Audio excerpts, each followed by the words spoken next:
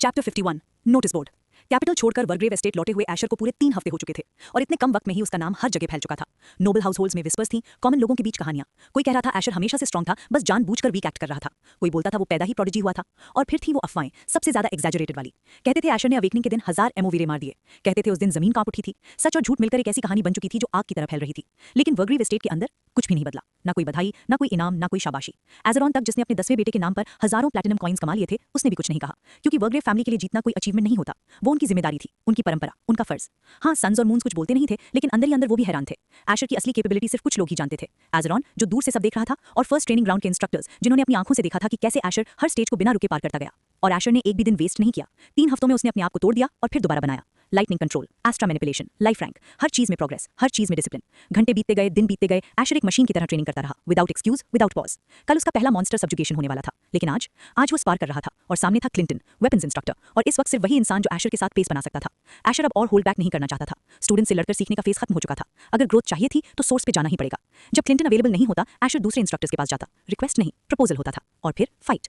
हर instructor से कुछ अलग सीखने को मिला। हैरल्ड से रॉ पावर को कंट्रोल करना, एलोविन से मूवमेंट और टाइमिंग, विरेक से एस्ट्रा की गहराई। और जो फर्स्ट ट्रेनिंग ग्राउंड के 3 टैलेंटेड 17-year-olds थे, उनके लिए एशर एक डिजास्टर था। अगर रायन उसके सामने हेल्पलेस लग रहा था, तो ये 3 तो सिर्फ रास्ते के पत्थर थे। बूम, 2 फिगर्स टकराए और फिर गायब हो गए। ट्रेनिंग ग्राउंड में सिर्फ आवाज रह गई। स्पार्क्स हवा में चमक उठे। एशर और क्लिंटन की मूवमेंट इतनी फास्ट थी कि आंख फॉलो नहीं कर पा रही थी। हर स्ट्राइक प्रिसाइज, हर काउंटर सोचा समझा। क्लिंटन का चेहरा बिल्कुल शांत था। उसकी काली आंखें एशर की हर मूवमेंट को फॉलो कर रही थीं, जैसे वो सब पहले ही उसके दिमाग के नोटिस बोर्ड पर चिपका हुआ हो। ब्लॉक, पैरी, साइड स्टेप, काउंटर। एक इनविजिबल रिदम पे दोनों लड़ रहे थे। 3 हफ्तों में क्लिंटन ने एशर को एक भी बार करेक्ट नहीं किया, सिर्फ देखता रहा और सीखने दिया। एशर की पर्पल आंखें क्लिंटन पर टिकी हुई थीं, हर मूवमेंट, हर शिफ्ट, हर इंटेंट को अब्सॉर्ब करने की कोशिश करती हुई। क्लिंटन ने उसे रोका नहीं, वो मूव करता रहा, फाइट करता रहा, और एशर ग्रो करता रहा। लेकिन इसका मतलब ये नहीं था कि वो बराबर थे। ज्यादातर स्पार्स में क्लिंटन ने एशर को रैगडॉल की तरह फेंका। हड्डियां दुखी, मसल्स फटी, खून बहा, और ये सब जानबूझकर था। ग्रोथ के साथ दर्द आता है और एशर को उसकी आदत डालनी थी। इस वक्त एशर थक चुका था। उसका बॉडी कांप रहा था, पसीना बह रहा था, सांस हैवी थी, हर मसल जल रही थी, लेकिन उसकी आंखें शांत थीं, फोकस्ड थीं, अनवेवरिंग थीं। न शिकायत, न गुस्सा, न रुकना। तभी एशर की नजर ऊपर गई। एक ब्रॉड स्वॉर्ड आसमान से गिर रहा था, मीटियोर की तरह। लेकिन एशर ने पैनिक नहीं किया। उसे पता था ये अटैक था। Chapter 51 notice board. थकान एशर के पूरे जिस्म पर बोझ बन चुकी थी। उसके हाथ कांप रहे थे, पैर भारी हो गए थे। फिर भी उसने अपनी तलवार विरलेस ऊपर की तरफ घुमाई, बिल्कुल आखिरी पल पर। क्लैंग। अटैक इंटरसेप्ट हो गया, लेकिन इंपैक्ट ब्रूटल था। एक जबरदस्त झटका उसके पूरे जिस्म में दौड़ गया। उसका एक पैर जवाब दे गया और वो घुटने पर आ गिरा। लेकिन गिरते ही एशर ने खुद को साइड में रोल कर लिया, बिल्कुल सही वक्त पर। अगला अटैक उस जगह पर आया जहां वो 1 सेकंड पहले खड़ा था। क्लिंटन ने उसे सांस लेने का भी मौका नहीं दिया। उसकी ब्रॉड स्वॉर्ड दोबारा घूमी, हवा को काटती हुई, गुर्राते हुए एशर के फ्लैंक की तरफ गई। एशर का फुटवर्क ही उसकी जान बना। वो पीछे हटा, टाइमिंग परफेक्ट थी, लेकिन फिर भी ब्लेड ने उसके साइड को ग्रेस कर दिया। एक पतली सी लाल लाइन उभर आई, खून। फिर भी कोई नहीं रुका, कोई नहीं बोला। तलवारें ये बात कर रही थी। इस बार एशर ने काउंटर किया। वेरालिस आगे बढ़ी, एक के बाद एक तेज थ्रस्ट्स, लाइटनिंग फास्ट। लेकिन क्लिंटन ने हर अटैक को इतनी आसानी से पैरी किया जैसे वो किसी बिगिनर के साथ स्पार कर रहा हो। और फिर क्लिंटन की ब्रॉड स्वॉर्ड सीधी एशर के सीने की तरफ आई। एशर रुक गया, बिल्कुल जम सा गया। ब्लेड उसके चेस्ट से सिर्फ इंचों दूर रुकी। साइलेंस। पहली बार क्लिंटन ने आवाज निकाली। आज का स्पार अच्छा था, उसने कहा, एशर को देखते हुए जैसे वो एक छोटे मॉन्स्टर को देख रहा हो। एशर मुश्किल से सीधा खड़ा था। थैंक यू सर, उसने कहा, सांस संभालते हुए। उसे पता था वो कोलैप्स करने ही वाला था। उसने हमेशा की तरह अपने आप को लिमिट के आगे धकेल दिया था। लेकिन ये भी पता था कि थोड़ा रेस्ट, थोड़ी नींद, और वो फिर से फुल कंडीशन में आ जाएगा।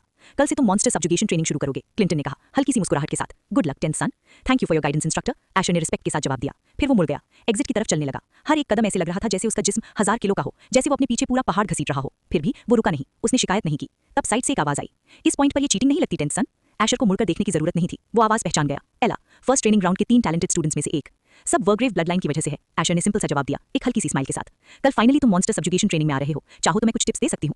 उसी वक्त एक और आवाज बीच में आ गई। या हमें भी देखने का मौका मिलेगा, तुम क्या कर सकते हो। टॉम, ट्रियो का दूसरा मेंबर। एशर ने सिर्फ उनकी तरफ देखा और बिना कुछ बोले आगे बढ़ गया, क्योंकि उसके लिए असली जवाब कल देना था। Chapter 52 limiting. एशर ने हल्का सा हेडशेक किया। जरूरत नहीं, उसने कामली कहा, मैं इंस्ट्रक्टर्स को देखकर सीख लूंगा। टॉम ने उसकी बात पर सिर्फ एक छोटी सी मुस्कुराहट दी, कोई जवाब नहीं दिया। वो एशर के साथ साइड बाय साइड चलता रहा। सच ये था कि टॉम भी अपनी लिमिट तक पुश कर चुका था। ट्रेनिंग ग्राउंड में एक सन का होना, उनका इंपैक्ट तीनों पर सोच से ज्यादा था। पिछले 3 हफ्तों में 3 टैलेंटेड स्टूडेंट्स, टॉम, एला और हिटो, खुद को धीरे धीरे एशर की तरफ खींचता हुआ पा रहे थे। शुरुआत में डिस्टेंस रखा था, आखिरकार वो एक सन था। लेकिन जब उन्होंने देखा कि एशर कैजुअली बात करता है, मुस्कुराता है, बिना घमंड के रिप्लाई देता है, उनकी सोच बदल गई। वो पास आने लगे। तब हिटो ने सवाल पूछा, वैसे इतनी सारी इंजरीज कौन हील करता है? उसने एशर की तरफ देखते हुए कहा, वॉग्रेव हाउसहोल्ड के पास हीलर्स होंगे, बट ऑनेस्टली ड्यूक ने अब तक इंस्ट्रक्टर क्लिंटन का सर क्यों नहीं उतार दिया? हीटो को वॉग्रेव कल्चर का आइडिया था, बैटल, वॉर, ग्लोरी। लेकिन जो एशर कर रहा था वो फिर भी एक्सट्रीम लगता था। रोज क्लिंटन के साथ स्पार, रोज ऐसी इंजरीज जो सेम लेवल के किसी और को हॉस्पिटल भेज देती, और फिर अगले दिन एशर वापस बिल्कुल ठीक, रेडी टू फाइट अगेन। पर ये सब एशर की अपनी चॉइस थी। उसने क्लिंटन से सिर्फ स्पार नहीं मांगा था, उसने स्पेसिफिकली बोला था, मेरी ओपनिंग्स एक्सप्लॉइट करो, जहां गलती हो वहां हिट करो। फेटल नहीं, लेकिन याद रह जाने वाली। एशर का सीखने का तरीका सिंपल था, दर्द महसूस करो, उसे याद रखो, और दोबारा वो गलती कभी मत करो, क्योंकि रियल कॉम्बैट में कोई ओपोनेंट रहम नहीं करता। और वैसे भी लायरा के दिए गए इन्फॉर्मेशन के हिसाब से प्राइमार्क अब एस्टेट में था ही नहीं। जब वो फर्स्ट ट्रेनिंग ग्राउंड से बाहर निकले सूरज ढल चुका था, लंबी शैडोज पत्थर के ग्राउंड पर फैल चुकी थी। इट्स नथिंग, एशर ने हीटो से कहा। ये मेरा पाथ है। जब तक मैं कोई बॉडी पार्ट नहीं खोता या वाइटल ऑर्गन्स डैमेज नहीं होते, फैमिली इंटरफेयर नहीं करेगी। हीटो ने उसे देखा, डेड पैन एक्सप्रेशन के साथ। तू ह्यूमन स्किन में मॉन्स्टर है, उसने कहा। बस अचानक कोलैप्स मत करना, मुझे मर्डर बाय एसोसिएशन में जेल नहीं जाना। फिर एक बीट रुककर बोला, आई एम स्टिल यंग और वर्जिन भी। एला और टॉम दोनों हंस पड़े। गुड नाइट टेंथ सन, दोनों ने ऑलमोस्ट एक साथ कहा, अपने रूम्स की तरफ जाते हुए। हीटो उनके पीछे पीछे चल दिया। एशर ने उन्हें जाते हुए देखा। उसके लिप्स के कोने पर एक हल्की सी मुस्कुराहट आई। फिर वो उल्टा घूम गया। थोड़ी देर चलने के बाद वो एक जगह पर पहुंचा, पूरी तरह से पत्थर की, न कोई फूल न कोई घास, जैसे जमीन ने खुद जिंदगी को रिजेक्ट कर दिया हो। वहीं खड़े होकर एशर ने शांत आवाज में कहा, अब ला सकती हो लायरा। कुछ ही सेकंड्स में हवा बदली। लायरा का फिगर सामने मटेरियलाइज हो गया, लेकिन वो अकेली नहीं थी। उसके बगल में एक बीस्ट था, पूरा कांप रहा था। लायरा की प्रेजेंस इतनी ऑप्रेसिव थी कि बीस्ट ग्राउल तक नहीं कर पा रहा था। उसके इंस्टिंक्ट्स चीख रहे थे, डेंजर, डेथ। एशर बिना हिचकिचाए आगे बढ़ा। विरलास उसके हाथ में अपीयर हुई। एक ही मोशन में थ्रस्ट, रैपियर सीधा बीस्ट के स्कल को चीरकर ब्रेन तक पहुंच गई। No scream, no struggle. एक थॉट के साथ क्रिम्सन पैक्ट एक्टिवेट हुआ। बीस्ट का खून ऊपर की तरफ बहने लगा, विरलास में अब्सॉर्ब होता हुआ। फिर भी ब्लेड अपनी सिल्वर शाइन बरकरार रखे हुए थी, जैसे इतनी लो लेवल क्रीचर के खून से खुद को दागना भी पसंद ना हो। एशर के जख्म धीरे धीरे भरने लगे, स्किन क्लूज हुई, मसल्स रिकनेक्ट हुए, पेन गायब हो गया। कुछ ही पलों में उसके बॉडी पर एक भी निशान नहीं बचा, जैसे इंजरीज कभी थी ही नहीं। एशर सीधा खड़ा था, तैयार, कल के लिए। Chapter 52, limiting. Thank you, Asher ने कहा, लायरा की तरफ मुड़ते हुए। ये मेरा कर्तव्य है यंग मास्टर, लायरा ने शांत और ग्रेसफुल बाव के साथ जवाब दिया। उसे किसी इंस्ट्रक्शन की जरूरत नहीं थी, वो तुरंत ही पत्थर के फ्लोर को साफ करने लगी। खून, रिमेन्स, सब कुछ एक प्रैक्टिस्ड ईज के साथ हटा दिया। यही था एशर का रूटीन, हर रात इसी तरह। उसे एस्टेट के हीलर्स की जरूरत नहीं पड़ती थी, और भले ही एला, टॉम और हीटो ने पूछा हो, एशर का उन्हें सच बताने का कोई इरादा नहीं था। इस बार एशर अपने कमरे की तरफ चला नहीं। सिल्वर लाइट की एक हल्की सी फ्लैश हुई और वो गायब हो गया। पोजीशन मार्कर, विरलास की एक ability, rarely used but incredibly precise. सीधा अपने रूम में अपीयर होते ही एशर ने सबसे पहले अपने कपड़े उतारे, पसीने से चिपके हुए थे, बिल्कुल एक क्लिंगी एक्स की तरह। एक क्विक शावर, फ्रेश क्लोथ्स, और फिर रिलीफ। वो बेड पर बैठा, पहले सीधा, फिर थककर पीछे गिर गया। सीलिंग की तरफ देखते हुए उसका दिमाग शांत नहीं हो रहा था। सोच उसकी पिछली जिंदगी की तरफ ड्रिफ्ट कर गई। वहां उसे ये सब नहीं करना पड़ता था, न ट्रेनिंग, न लड़ाई, न रोज का दर्द, बस सुबह उठना, क्लास जाना, दोस्तों के साथ घूमना और जेनिफर के साथ सिटी में क्रूज करना। फिर उसे ऑर्फनेज याद आया, जहां वो बड़ा हुआ था। ज्यादा लोग अपने बायोलॉजिकल पेरेंट्स को ढूंढते हैं ये जानने के लिए कि उन्हें क्यों छोड़ा गया, लेकिन ईथन ने उल्टा किया। उसने भूलना चुना। जो लोग कभी मिले ही नहीं, वो कैसे इंपॉर्टेंट हो सकते थे। वो चैप्टर उसकी जिंदगी का कब का बंद हो चुका था। जेनिफर ने कई बार एनकरेज किया था उसे ढूंढने के लिए, लेकिन ईथन हमेशा इंडिफरेंट रहा। I wonder how she is now, उसने सोचा, सीलिंग पर टिकी हुई पर्पल आंखों के साथ। I hope she found someone better than me. लेकिन रिफ्लेक्शन के इस पल में भी उसका बॉडी पूरी तरह से रेस्ट नहीं कर रहा था। एशर कल्टिवेट कर रहा था। एस्ट्रा धीरे धीरे उसके वेन्स में फ्लो कर रही थी। मसल्स, बोन्स, पाथवेज सब रीइंफोर्स हो रहे थे। पिछले 3 हफ्तों में एशर एक चीज से इरिटेट हो चुका था। हर बार लोटस पोजीशन में बैठना, आंखें बंद करना, पूरा प्रोसेस रिजिड और लिमिटिंग लगता था। इसलिए उसने एक्सपेरिमेंट किया। लगभग 2 हफ्ते के ट्रायल एंड एरर के बाद उसने एक नया तरीका मास्टर कर लिया। अब उसे किसी स्पेशल पोस्चर की जरूरत नहीं थी। वो चलते हुए भी कल्टिवेट कर सकता था, या बेड पर लेटे हुए भी। बस ड्रास्टिक मूवमेंट्स नहीं होने चाहिए थे। इस दुनिया में हर अवेकेंड इंसान पैसिवली एस्ट्रा अब्सॉर्ब करता था। टाइम के साथ एनर्जी नेचुरली रीफिल होती रहती थी, लेकिन जब स्पीड चाहिए होती तो कल्टिवेशन इंटेंट के साथ होती। एशर के लिप्स पर एक हल्की सी मुस्कुराहट आई। कल का मॉन्स्टर सब्जुगेशन कैसा होगा, उसने सोचा। 20 और मॉन्स्टर्स वो पहले भी मार चुका था, कैपिटल के रास्ते में, वापस आते वक्त भी। लेकिन ट्रेनिंग अलग होती है, सीखने के लिए हमेशा कुछ नया होता है। सिर्फ कुछ 20 मार लेने से कोई बैटल गॉड नहीं बन जाता। इसी थॉट के साथ एशर ने धीरे से कहा, status. Chapter 53, built different. Asher के सामने सिस्टम स्क्रीन फ्लोट हो रही थी। नाम, एशर वॉरग्रेव। उम्र 17 साल। Blood line, Wargrave lineage. Body type, absolute physique. Titles, youngest heir, 10th son, disgrace of the Wargrave, unique body holder. Life rank, faint star. Sub rank, radiant. Elemental affinity, lightning. Stats update, strength 58 से 69, agility 59 से 70, vitality 58 से 59, perception 60 से 61। आशर हल्की सी smile के साथ screen को देख रहा था। सिर्फ 1 महीने में 2 minor life rank breakthroughs, ये नॉर्मल नहीं था। लेकिन आशर जानता था, जब वो next major rank kindle star में ब्रेक करेगा तो कल्टिवेशन की स्पीड नेचुरली स्लो हो जाएगी। स्ट्रेंथ और एजिलिटी में 11 पॉइंट्स का जंप, परसेप्शन और वाइटैलिटी सिर्फ 1 पॉइंट। वो सोच में पड़ गया। परसेप्शन और वाइटैलिटी ग्रो करना सच में सबसे मुश्किल है। फिर एक और ऑब्जर्वेशन, हर माइनर रैंक स्ट्रेंथ और एजिलिटी में 5 पॉइंट्स ऐड करता है। Extra 1 point body limit break करने से आता है। फिर मन ही मन कंप्लेन, पर सिर्फ 1 पॉइंट थोड़ा ज्यादा नहीं हो सकता क्या? एशर ने हल्की सी सांस छोड़ी और बेड से उठ गया। लायरा पहले ही डिनर के साथ वहां मौजूद थी। एशर का मूड सिंपल था, खाना, ट्रेनिंग, रिपीट। टाइम वेस्ट करने का कोई ऑप्शन नहीं था। वॉरग्रेव ट्रू अवेकनिंग सिर्फ 5 महीने दूर थी और एशर 1 सेकंड भी अफोर्ड नहीं कर सकता था। खाने के बाद वो वापस बेड पर गया और तुरंत नींद आ गई। स्पारिंग ने उसका बॉडी लिमिट तक पुश कर दिया था। रेस्ट जरूरी थी। पिछले 3 हफ्तों में एशर के लाइटनिंग कंट्रोल में मैसिव इंप्रूवमेंट आया था। अब वो वायरलेस को लाइटनिंग से कोट कर सकता था, अपने बॉडी की तरह वेपन के साथ एनर्जी सिंक्रोनाइज कर सकता था, लाइटनिंग को शेप्स में मोल्ड कर सकता था। यही वजह थी कि वो मॉन्स्टर सब्जुगेशन ट्रेनिंग के लिए इंपेशेंट था। वो टेस्ट करना चाहता था, क्या उसकी ट्रेनिंग सिर्फ थ्योरी थी या बैटलफील्ड में भी काम करेगी। रात बीत गई। 1 बजे एशर की आंख खुल गई और बिना वक्त वेस्ट किए ट्रेनिंग शुरू। उसके पास 5 घंटे थे पर्सनल ट्रेनिंग के, before 7 AM main session. Focused eyes, controlled breathing. कभी कभी हल्की सी थंडर की आवाज गूंजती। एस्ट्रा फ्लो और डीप होता जा रहा था। स्वेट फिर से स्किन पर चिपक गया, मसल्स टाइट, मूवमेंट्स शार्प। घंटे बीत गए। फिर वो रेडी हुआ फर्स्ट ट्रेनिंग ग्राउंड के लिए। ड्रिल्स चलते रहे, ट्रेनिंग का लूप चलता रहा और फिर शाम आ गई, मॉन्स्टर सब्जुगेशन का वक्त। एला एशर के साइड चलते हुए मुस्कुराई। First time monster subjugation training, I wonder 10th son कैसा परफॉर्म करेगा। एशर और एला के साथ साथ हीटो और टॉम भी साइलेंटली उनके पीछे चल रहे थे, दोनों के हाथ पॉकेट्स में, बिल्कुल रिलैक्स्ड। कॉरिडोर क्रॉस करते ही उन लोग एक ऐसी जगह पर पहुंचे जो वेपन्स ट्रेनिंग ग्राउंड से भी ज्यादा बड़ी थी। यहाँ का सीन अलग ही था। लंबे पेड़ स्पाइरल होते हुए ऊपर की तरफ घूम रहे थे, जैसे एक नेचुरल डोम बना रहे हों। बीच में एक आदमी हवा के बीच बैठा हुआ था, ना किसी सपोर्ट के साथ, ना किसी प्लेटफॉर्म के, जैसे हवा खुद उसे संभाल रही हो। एशर ने आसपास देखा, वहाँ कई और ट्रेनीज थे, वो लोग जो 1 महीने की वेपन्स ट्रेनिंग कंप्लीट करके यहाँ क्वालिफाई हुए थे। हवा में लटका हुआ आदमी धीरे से आंखें खोलता है। ये ड्रेक था, मॉन्स्टर सब्जुगेशन का इंस्ट्रक्टर। उसने सबकी तरफ देखा और कामली बोला, लगता है आज कुछ नए चेहरे आए हैं। उसकी आवाज ना स्ट्रिक्ट थी ना ही अथॉरिटेटिव, बस फ्लैट, इमोशनलेस। फिर बिना किसी बिल्डअप के उसने बोलना शुरू किया, इस ट्रेनिंग का नाम ही सब कुछ एक्सप्लेन करता है। तुम यहाँ मॉन्स्टर्स को मारने आए हो। मैं तुम्हें गाइड नहीं करूंगा, ना सिखाऊंगा, ना इंस्ट्रक्शंस दूंगा। तुम बैटल के थ्रू सीखोगे, गलतियों के थ्रू और इंजरीज के थ्रू। मैं सिर्फ तब इंटरफेयर करूंगा जब तुम्हारी जान खतरे में हो या कोई सीरियस इंजरी होने वाली हो। उसके अलावा मुझसे कुछ एक्सपेक्ट मत करना। ड्रेक की टोन लेजी थी, जैसे ये सब उसके लिए नॉर्मल हो। एशर के कान में पीछे से टॉम की हल्की सी आवाज आई, बोलती बंद हो गई ना। एशर सच में स्पीचलेस था। उसने कुछ इंस्ट्रक्शंस एक्सपेक्ट किए थे, लेकिन यहाँ तो डायरेक्टली बैटलफील्ड में ढकेल दिया जा रहा था। सीखने का तरीका ब्रूटल था, लेकिन इफेक्टिव। एशर ने खुद को याद दिलाया, अर्थ के स्टैंडर्ड्स यहाँ अप्लाई नहीं होते। क्राइमोरा के लोग अलग ही लेवल के हैं। यहाँ सब सुपर ह्यूमन थे। तभी पेड़ों के बीच से एक आदमी आगे आया और ड्रेक के सामने रिस्पेक्टफुली झुक गया। वो कुछ बोला नहीं, बस खड़ा रहा, जैसे कमांड का वेट कर रहा हो। ड्रेक ने हवा में बैठे बैठे नाम लिया, डैनियल विस्पर। नाम सुनते ही डैनियल आगे बढ़ा। ड्रेक के पीछे झुका हुआ आदमी सडनली वैनिश हो गया। सिर्फ कुछ सेकंड्स बाद वो वापस अपीयर हुआ। इस बार उसके साथ एक विस्पर रैंक बीस्ट भी था। एशर क्वाइटली ऑब्जर्व कर रहा था। नाम कॉल होता है, फिर बीस्ट का रैंक रिवील होता है, उसने मन में नोट किया। डैनियल का मूवमेंट देखकर क्लियर था, ये उसका पहला फाइट नहीं था। उसने बो उठाया, एरोज नॉक किए और डिस्टेंस बनाते हुए पीछे हट गया। मॉन्स्टर, एक बड़ा सांप, एरो को इजीली डॉज करता हुआ सीधा डैनियल की तरफ लपका। लेकिन डैनियल पैनिक नहीं हुआ। मिड एयर एरो की ट्रैजेक्टरी बदल गई और वो सांप की तरफ वापस मुड़ गया। सांप की टेल ने हवा को चीर दिया, एक शार्प बर्स्ट के साथ एरो को पीछे से तोड़ दिया। नेक्स्ट मोमेंट सांप ने जंप मारा, उसका मुंह खुला, फैंग्स बाहर, सीधा डैनियल के नेक की तरफ। डैनियल का बॉडी इंस्टेंटली रिएक्ट करता है। एलोविन के बैलेंस और मूवमेंट ट्रेनिंग का परफेक्ट यूज। वो ट्विस्ट करके साइड हो गया, एक हाथ क्विवर की तरफ गया, नो हेजिटेशन। एरो सीधा सांप की आंख में घुस गया। फ्लैश टेयरिंग की आवाज गूंजी। मॉन्स्टर ने पेन में हिस किया, लेकिन फाइट वहीं खत्म हो गई। डैनियल पहले ही एक ट्री पर पहुंच चुका था। 3 एरोज, एक के बाद एक, परफेक्ट एम। सांप के हेड और बची हुई आंख में डायरेक्ट हिट। मॉन्स्टर वहीं कोलैप्स हो गया, डेड। डैनियल ने कैजुअली इमेजिनरी स्वेट वाइप किया और अपनी जगह पर वापस आ गया, बिल्कुल शांत। वो आदमी फिर अपीयर हुआ, सांप का कार्कस उठाया और दोनों बिना किसी निशान के गायब हो गए। चैप्टर 54 बेली। एशर शांति से खड़ा था, बस वेट कर रहा था कि उसका नाम कब बुलाया जाएगा। उसकी नजर इंस्ट्रक्टर ड्रेक पर टिकी हुई थी। एक चीज उसने क्लियरली नोटिस की, ड्रेक बिना किसी का लाइफ रैंक जाने भी ये समझ पा रहा था कि कौन किस लेवल का फाइटर है। एशर को इस बात पर ज्यादा सरप्राइज नहीं हुआ।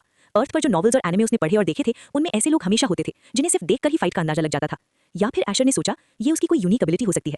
वैसे भी ड्रेक हवा में फ्रीली फ्लोट कर रहा था और क्राइमोरा की जानकारी के हिसाब से किसी भी नोन लाइफ रैंक में फ्लाइट पॉसिबल नहीं थी। ग्रेविटी को तोड़ने वाले या तो यूनिक एबिलिटीज रखते थे या अपनी पावर्स और ब्लड लाइन का एक्सट्रीम लेवल का यूज कर रहे होते थे। एशर ने हल्का सा हेड शेक किया और सोचना बंद कर दिया। जो भी हो, मुझे फर्क नहीं पड़ता। वो फिर से बैटल्स देखने लगा और धीरे धीरे उसे एक और चीज समझ आने लगी। ड्रेक ट्रेनीज को उन मॉन्स्टर्स के अगेंस्ट खड़ा कर रहा था जो उनकी सबसे बड़ी वीकनेस को टारगेट कर सकते थे। डैनियल इसका परफेक्ट एग्जांपल था। डैनियल एक आर्चर था और आर्चर्स का सबसे बड़ा वीक पॉइंट होता है जब एनिमी पास आ जाए। इसलिए ड्रेक ने उसके सामने सांप भेजा था। सांप फास्ट होते हैं, स्लिपरी होते हैं, एरोज इजीली डॉज कर सकते हैं और थर्मल विजन के कारण छुपने का फायदा भी नहीं होता। तभी ड्रेक की आवाज गूंजी, एला, एको। नाम सुनते ही एला के चेहरे पर एक कॉन्फिडेंस स्माइल आ गई। वो आगे बढ़ी और एशर की तरफ देखकर बोली, रेडी रहना टेंसन, आज थोड़ा एंटरटेनमेंट मिलेगा। एशर भी चुप नहीं रहा, उसके चेहरे पर एक हल्का सा स्mirk आ गया। बस ये देख लेना कि तुम खुद इधर उधर ना फेंक दी जाओ। एला एक सेकंड के लिए हंसी। फर्स्ट ट्रेनिंग ग्राउंड के सबसे स्ट्रॉन्ग ट्रेनीज में से एक होने के कारण एला का मैच एको रैंक बीस्ट के साथ था। एको रैंक बीस्ट आमतौर पर एबिलिटीज रखते थे, लेकिन हर एको मॉन्स्टर एक जैसा डेंजरस नहीं होता। कुछ सिर्फ थोड़े फास्ट होते थे, कुछ सिर्फ ज्यादा स्ट्रॉन्ग और कुछ के पास जेन्युइनली डेडली एबिलिटीज होती थी। ट्राइबोरा के लोग मॉन्स्टर्स को ज्यादा सब डिवाइड नहीं करते थे, बिल्कुल वैसे ही जैसे दो लोग सेम मेजर लाइफ रैंक में होकर भी माइनर रैंक्स के कारण जमीन आसमान का फर्क रख सकते थे। एला ग्राउंड पर शांत खड़ी थी, रिलैक्स्ड पोस्चर, लेकिन कॉन्फिडेंस से भरी हुई। फिर उसका अपोनेंट सामने आया, एक ब्लैक और रेड बेयर, 2 मीटर से भी ज्यादा लंबा, और उसकी लाल आंखें ऐसी लग रही थी जैसे वो कब का अपनी सैनिटी खो चुका है। एक नॉर्मल इंसान यहाँ फ्रीज हो जाता, लेकिन एला ने ब्लिंक तक नहीं किया। जैसे ही वो आगे बढ़ी, उसके चेहरे से वो सॉफ्ट स्माइल गायब हो गई। मॉन्स्टर सब्जुगेशन ट्रेनिंग में कोई रूल्स नहीं थे, न काउंटडाउन, न रेडी सिग्नल, न प्रिपरेशन टाइम। जो कुछ भी तुम्हारे पास हो सब अलाउड था, बिल्कुल असली बैटलफील्ड की तरह। और जैसे ही एला ने एक और स्टेप लिया, एशर को पता चल गया कि ये फाइट शॉर्ट होने वाली नहीं है। वाइल्ड बेयर ने अपनी पूरी ताकत के साथ दहाड़ मारी। उसकी आवाज पूरे एरिया में गूंज उठी, जैसे हवा खुद कांप गई हो। लेकिन एला यहाँ कॉन्सर्ट सुनने नहीं आई थी। एक पल भी वेस्ट नहीं किया, बिना किसी वेट के वो सीधा बीस्ट के पास अपीयर हो गई। उसकी मुट्ठी आगे बढ़ी, बिल्कुल कैनन शॉट की तरह, सीधा बेयर के सर की तरफ। बेयर एक सेकंड के लिए स्टन हो गया। आमतौर पर ह्यूमंस पहले उसकी दहाड़ का वेट करते थे, लेकिन ये लड़की रूल्स फॉलो करने वाली नहीं थी। जैसे ही उसने आती हुई पंच देखी, बेयर ने रिएक्ट किया। उसके बालों ने शेप बदलनी शुरू कर दी, शार्प, कांटों जैसे स्पाइक्स बन गए। एला की आंखें तुरंत नैरो हो गई। अटैक बीच में रोकना पॉसिबल नहीं था। अगर रुकती, ओपनिंग मिल जाती। बस एक थॉट के साथ वाटर एलिमेंट एक्टिवेट हुआ। उसके हाथ के आगे एक घूमता हुआ वाटर प्लेटफॉर्म बना, जिसने डायरेक्ट इंपैक्ट को अब्सॉर्ब कर लिया। बेयर ने एक पल भी नहीं सोचा, उसका बड़ा सा पंजा हवा को चीरता हुआ एला की तरफ आया। प्रेशर इतना ज्यादा था कि जमीन के नीचे दरारें पड़ने लगी थीं, लेकिन एला शांत थी। उसका हाथ फिर से आगे बढ़ा और दोनों अटैक्स टकरा गए। बूम, जमीन हिल गई। एला की तीखी नजर ने नोटिस किया बेयर के बाल फिर से मूव कर रहे हैं। वो तुरंत पीछे हटी, बिल्कुल सही टाइमिंग के साथ स्पाइक्स की एक और वेव से बचती हुई। बेयर पूरी तरह से फ्रेंजी में चला गया, स्पाइक्स हर तरफ शूट होने लगे। एला डिफेंसिव मोड में चली गई। वो हर अटैक के बीच से निकल रही थी, स्मूथ फुटवर्क, परफेक्ट बैलेंस। उसके पीछे जो भी स्पाइक से टच हो रहा था वो तुरंत डिस्ट्रॉय हो जा रहा था। पेड़ गिर रहे थे, पत्थर टूट रहे थे, लेकिन एला पैनिक नहीं हुई। उसे पता था कि बेयर के पास अनलिमिटेड एनर्जी नहीं है, बस थोड़ा और टाइम। और जैसे ही उसने सोचा था, अटैक रुक गया। एला ने तुरंत रश नहीं किया, उसने हाथ उठाया, हवा में पानी घूमने लगा। नेक्स्ट सेकंड वाटर ने बेयर के सर को पूरी तरह से कवर कर लिया। बेयर घबरा गया, वो अपने पंजों से पानी हटाने की कोशिश करने लगा, लेकिन सब बेकार। तब एला ने मूव किया, अस्त्रा उसके पैरों के नीचे ब्लास्ट हुआ और वो आगे बढ़ी बिजली की स्पीड से। एक ही सांस में वो फिर से बेयर के बिल्कुल सामने थी। उसकी मुट्ठी भिंच गई, पूरा फोकस, पूरी ताकत, और फिर बैम, एक भारी आवाज गूंजी। पंच इतना पावरफुल था कि बेयर का बॉडी बैलेंस टूट गया। अगला पल बेयर जमीन पर गिर चुका था। एरिया बिल्कुल शांत हो गया। एला ने एक बार भी पीछे नहीं देखा, वो कामली पलटी और वापस अपनी जगह चल दी, जैसे कुछ हुआ नहीं हो। एशर ने एला को देखा जो अपनी वाटर एबिलिटी यूज करके ब्लड को वॉश कर रही थी। उसकी बॉडी और क्लोथ्स पूरी तरह सोक्ड हो गए थे, स्पार्कलिंग ड्रॉपलेट्स गिर रहे थे हर साइड से। यार अगर मैं तुम्हें नहीं जानता तो लगता तुमने उस बेयर से पर्सनल ग्रज ली है। उसका मूव इनसेन था। टॉम अभी भी स्टंट था एला की ब्रूटल स्पीड और पावर देख के। एला स्मर्क करते हुए बोली, बस मुझे और एक स्ट्रॉन्ग एको रैंक्ड बीस्ट चाहिए, तब मजा आएगा। उसने स्लीव रिंग किया और पानी हेयर और चिन से ड्रिप हो रहा था। हीटो ने साइड से टीज किया, फिर वेल रैंक्ड बीस्ट से फाइट क्यों नहीं करते? एला कॉन्फिडेंस स्माइल के साथ बोली, इंस्ट्रक्टर अलाउ करेगा तब ट्राई करूंगी। डीप डाउन वो जानती थी वेल रैंक्ड बीस्ट उसके लेवल से काफी टफ है। जो बेयर अभी मरा वो एको का लोएस्ट रैंक था। एशर साइड से क्वाइटली बोलता है, हैंड टू हैंड कॉम्बैट का लेवल सीरियसली अलग है। बहुत लोग वाटर कंट्रोल करते हैं पर फुल फोकस एलिमेंट पे होता, तुम डिफरेंट हो। एला के आईज स्पार्कल करते हुए बोली, डिफरेंस है बॉस, ब्लड लाइन एबिलिटीज के अलावा भी मैं टॉप में होने की कोशिश करती हूँ। एशर सिर्फ सॉफ्ट स्माइल करता है, वो जानता है अंडर एस्टिमेट मत करना चाहिए। क्राइमोरा का वर्ल्ड अनप्रेडिक्टेबल है, हमेशा कोई स्ट्रॉन्गर, फास्टर और स्मार्टर हो सकता है। और वो ड्यूक्स और एम्पायर्स के हिडन टैलेंट्स, क्या पता कोई और स्पेशल रीइंकार्नेटर या ट्रांसमिग्रेटर हो जिसमें सिस्टम या चीट हो। एशर सोचता है। हीटो अरीना की तरफ देखते हुए मटर करता है, 10th सन का पोटेंशियल देखना इंटरेस्टिंग होगा। Tom hands behind head casually reply करता है, बेस्ट हमेशा लास्ट में रखा जाता है, लेट्स सी। और ट्रेनीज एक एक करके मॉन्स्टर्स के सामने आते हैं। बहुत लोग बस एक गलती से फेल हो सकते थे और ड्रेक इंटरवीन करता है सिर्फ जब जरूरत हो। सब एला जैसा पावरफुल नहीं है जो सिंगल मूव में बीस्ट को ओवरपावर कर सके। एशर क्वाइटली ऑब्जर्व करता है, कुछ प्रॉमिसिंग है पर अभी भी ग्रीन है। रियल प्रोडिजीज के लिए वेट कर रहा हूं, एशर सोचता है। ओवरपावर चिल्ड्रन ऑफ ड्यूक्स और रॉयल्स का लेवल अलग ही होगा। वो इमेजिन करता है वेलरिक और Velra, Lux Vanthalmore, royal prince and princess, trained since birth, battle, strategy, element theory, ancient knowledge सब सीखा हुआ। एशर स्माइल करता है, बैटल का थ्रिल बढ़ रहा है। ड्रेक की वॉइस सडनली एको करती है, Tom, echo. Tom steps forward, hammer resting casually on shoulder, but it's full of lethal power. उसका प्रेजेंस ही इंटिमिडेटिंग है। सामने एक sleek black फर्ड feline predator appear होता है, टेल विप जैसे मूव कर रही, eyes locked on Tom. Strength type को स्पीड टाइप से मैच किया। एशर साइलेंटली ऑब्जर्व करता है। फीलाइन इंस्टेंटली पाउंस करती है, क्लॉज एम के साथ, फास्ट और डेडली। टॉम ने प्रिडिक्ट किया था, फीलाइंस हमेशा स्टेल्दी और अग्रेसिव होते हैं। जैसे ही नाम कॉल हुआ, टॉम एस्ट्रा चैनल करता है अपने फीट में, instant blur, move out of the way. Feline के क्लॉज स्लाइस करते हैं जहां टॉम खड़ा था, मिस हो गया। टॉम का हैमर साइड से क्रैश होता है, रॉ पावर का परफेक्ट डिस्प्ले। फीलाइन वैनिश हो जाता है एयर के गस्ट में, टेल स्विंग करता है टॉम के ऊपर। टॉम रिएक्ट करता है, टेल ग्रैब कर लेता है और hammer ready. Feline direct strike करता है थ्रोट के लिए। टॉम क्विकली डॉज करता है, backward bend, spine almost parallel to the ground, claws pass हो जाते हैं। फीलाइन लैंड करता है, vanish again. Tom narrow eyes, realise करता है इनविजिबिलिटी। टॉम वेट नहीं करता, हैमर रेज करके एबिलिटी एक्टिवेट करता है। मास एक्सपोनेंशियली इंक्रीज होती है पर टॉम के लिए लाइट फील होता है। हैमर लैंड होती है, फॉरेस्ट ट्रेमल करता है, ट्रीज स्वे, डस्ट फ्लाई करता है और शेयर फोर्स शो होता है। फीलाइन रीअपीयर होता है, momentarily visible. Tom hurls hammer, force से प्रेडिक्टेबल मूवमेंट्स फोर्स करता है, dodge, react and dissipate. Finally Tom का पंच कनेक्ट होता है फीलाइन के स्कल से, थंडरस ब्लास्ट, ब्लड और बोन्स एक्सप्लोड होते हैं। क्रीचर का हेड क्रश हो जाता है, forest falls silent, battlefield smells of raw power, energy and tactical brilliance. Asher quietly observe करता है, इंप्रेस्ड। यार स्ट्रैटेजी और कंट्रोल का लेवल इंसेन है, पावर और प्रिसीजन का perfect combination. Chapter 56, suicide squad. Tom ने एक क्विक ग्लांस मारा उस लाइफलेस प्रेडेटर की तरफ, फिर कैजुअली अपना हैमर उठाया। एक हल्की सी स्माइल उसके लिप्स पर थी और फेस पर ब्लड स्ट्रीक्स के साथ भी वो कॉन्फिडेंट और रिलैक्स लग रहा था। टॉम को रिमाइंडर की जरूरत नहीं थी, उसकी एबिलिटी के शेयर पावर और वर्सेटिलिटी सबको पता था। स्ट्रेंथ के मामले में वो ऑलरेडी सुप्रीम था। जैसे ही हमेशा होता, वो बिना वार्निंग के आया, क्रीचर को कलेक्ट किया और फिर वैनिश हो गया, बिल्कुल साइलेंटली, जैसे कि कभी था ही नहीं। एशर ने इंप्रेस होकर कहा, तुम्हारी एबिलिटी सच में डेवास्टेटिंग है, अगर चाहो तो पूरा एम्पायर टॉपल कर सकते हो। टॉम ने स्मर्क किया, एरोगेंस में थोड़ा एज के साथ, पता है, no need to remind me. Ella side में खड़ी रोलिंग हर आईज, एरोगेंस की जरूरत क्यों? कोई फास्टर फाइटर तुम्हें स्टार्ट होने से पहले ही रोक सकता है। उसके साथ ही वाटर जेंटली स्वेल हुई और टॉम की बॉडी से ब्लड वॉश हो गया, स्मूथ और कंट्रोल्ड वेव्स के साथ। ट्रेनिंग कंटिन्यू हुई और अब हिटो का टर्न था। हिटो, एको। ड्रेक की आवाज फॉरेस्ट के ऊपर से आई, काम लेकिन लेजी टोन में। हिटो कुछ नहीं बोला, सिर्फ स्टेप फॉरवर्ड किया, expression unreadable. Expectedly enigmatic figure वापस अपीयर हुआ, बट इस बार वो अकेला नहीं था। 5 मॉन्स्टर्स उसके साथ थे, पर एक स्टैंड आउट कर रहा था। 2 मीटर्स का हाइट, पावरफुल हाइंड लिम्स के साथ, इंसेक्टॉइड प्रेडेटर जैसे, मॉन्स्टरस प्रेइंग मैंटिस की तरह, लेकिन एक्सट्रीम और dangerous version. 4 limbs curved sides जैसे, मैंडिबल्स शार्प और सेरेटेड, विंग्स ट्रांसल्यूसेंट और एंटेने कॉन्स्टेंटली ट्विचिंग, एयर में प्रे के सेंट को सेंस कर रहे थे। और जैसे ही वो मूव हुआ, 4 आइडेंटिकल हिटो क्लोन्स अपीयर हुए, परफेक्टली सिंक्रोनाइज्ड। सबने अपनी ट्विन शॉट स्वॉर्ड्स ड्रॉ की और एक साथ फ्रेम में डाइव किया। स्टील और काइटन की क्लैश एक वायलेंट और कियोटिक रिदम क्रिएट कर रही थी। फॉरेस्ट में हर स्ट्राइक की आवाज एको कर रही थी। हिटो के क्लोन्स ओरिजिनल के एग्जैक्ट एबिलिटीज के साथ मिरर हुए। अगर ओरिजिनल इंजर्ड या फटीग था, क्लोन्स भी वही स्टेट में बॉन्ड हुए। हर क्लोन अपना इंडिपेंडेंट एस्ट्रा पूल लेके आया, ओरिजिनल की एनर्जी के इक्वल। हिटो और मॉन्स्टरस मैंटिस के बीच घोस्ट लाइक फाइट शुरू हुई, मूवमेंट ब्लर के जैसे, ट्रीज और अंडरब्रश के बीच। क्रीचर का विंग्स का बीट विंड के अगेंस्ट टेरर स्पीड क्रिएट कर रहा था। एक साइड लिम्ब हिटो के शोल्डर के लिए स्वीप किया, पर हिटो ने फ्लॉलेसली साइड स्टेप किया। Short sword flicked upward, air slice जैसे, स्पीड और प्रिसिशन के साथ मैंटिस के आई को टारगेट करते हुए। मैंटिस भी सिंपल प्रेडेटर नहीं था, इंस्टिंक्ट्स और रिफ्लेक्सेस किलर लेवल के थे। मिड एयर इंपॉसिबल ट्विस्ट और एंटेना लैश के साथ हिटो के चीक में थिन लाइन आ गई। पेन ब्रीफ और शार्प, बट हिटो कंपोज रहा। फिर जैसे ही डिस्टेंस कवर हुआ, हिटो ने डेटोनेट किया। डेफनिंग एक्सप्लोजन फॉरेस्ट में एको हुई, शॉकवेव सब कुछ रिप कर रही थी। ट्रीज अपरूटेड, रॉक्स शिफ्ट हुए, air itself like trembling. Smoke lift हुआ और मैंटिस के शैटर्ड रिमेन्स बैटल में स्कैटर्ड थे, एक्सोस्केलेटन टॉर्न।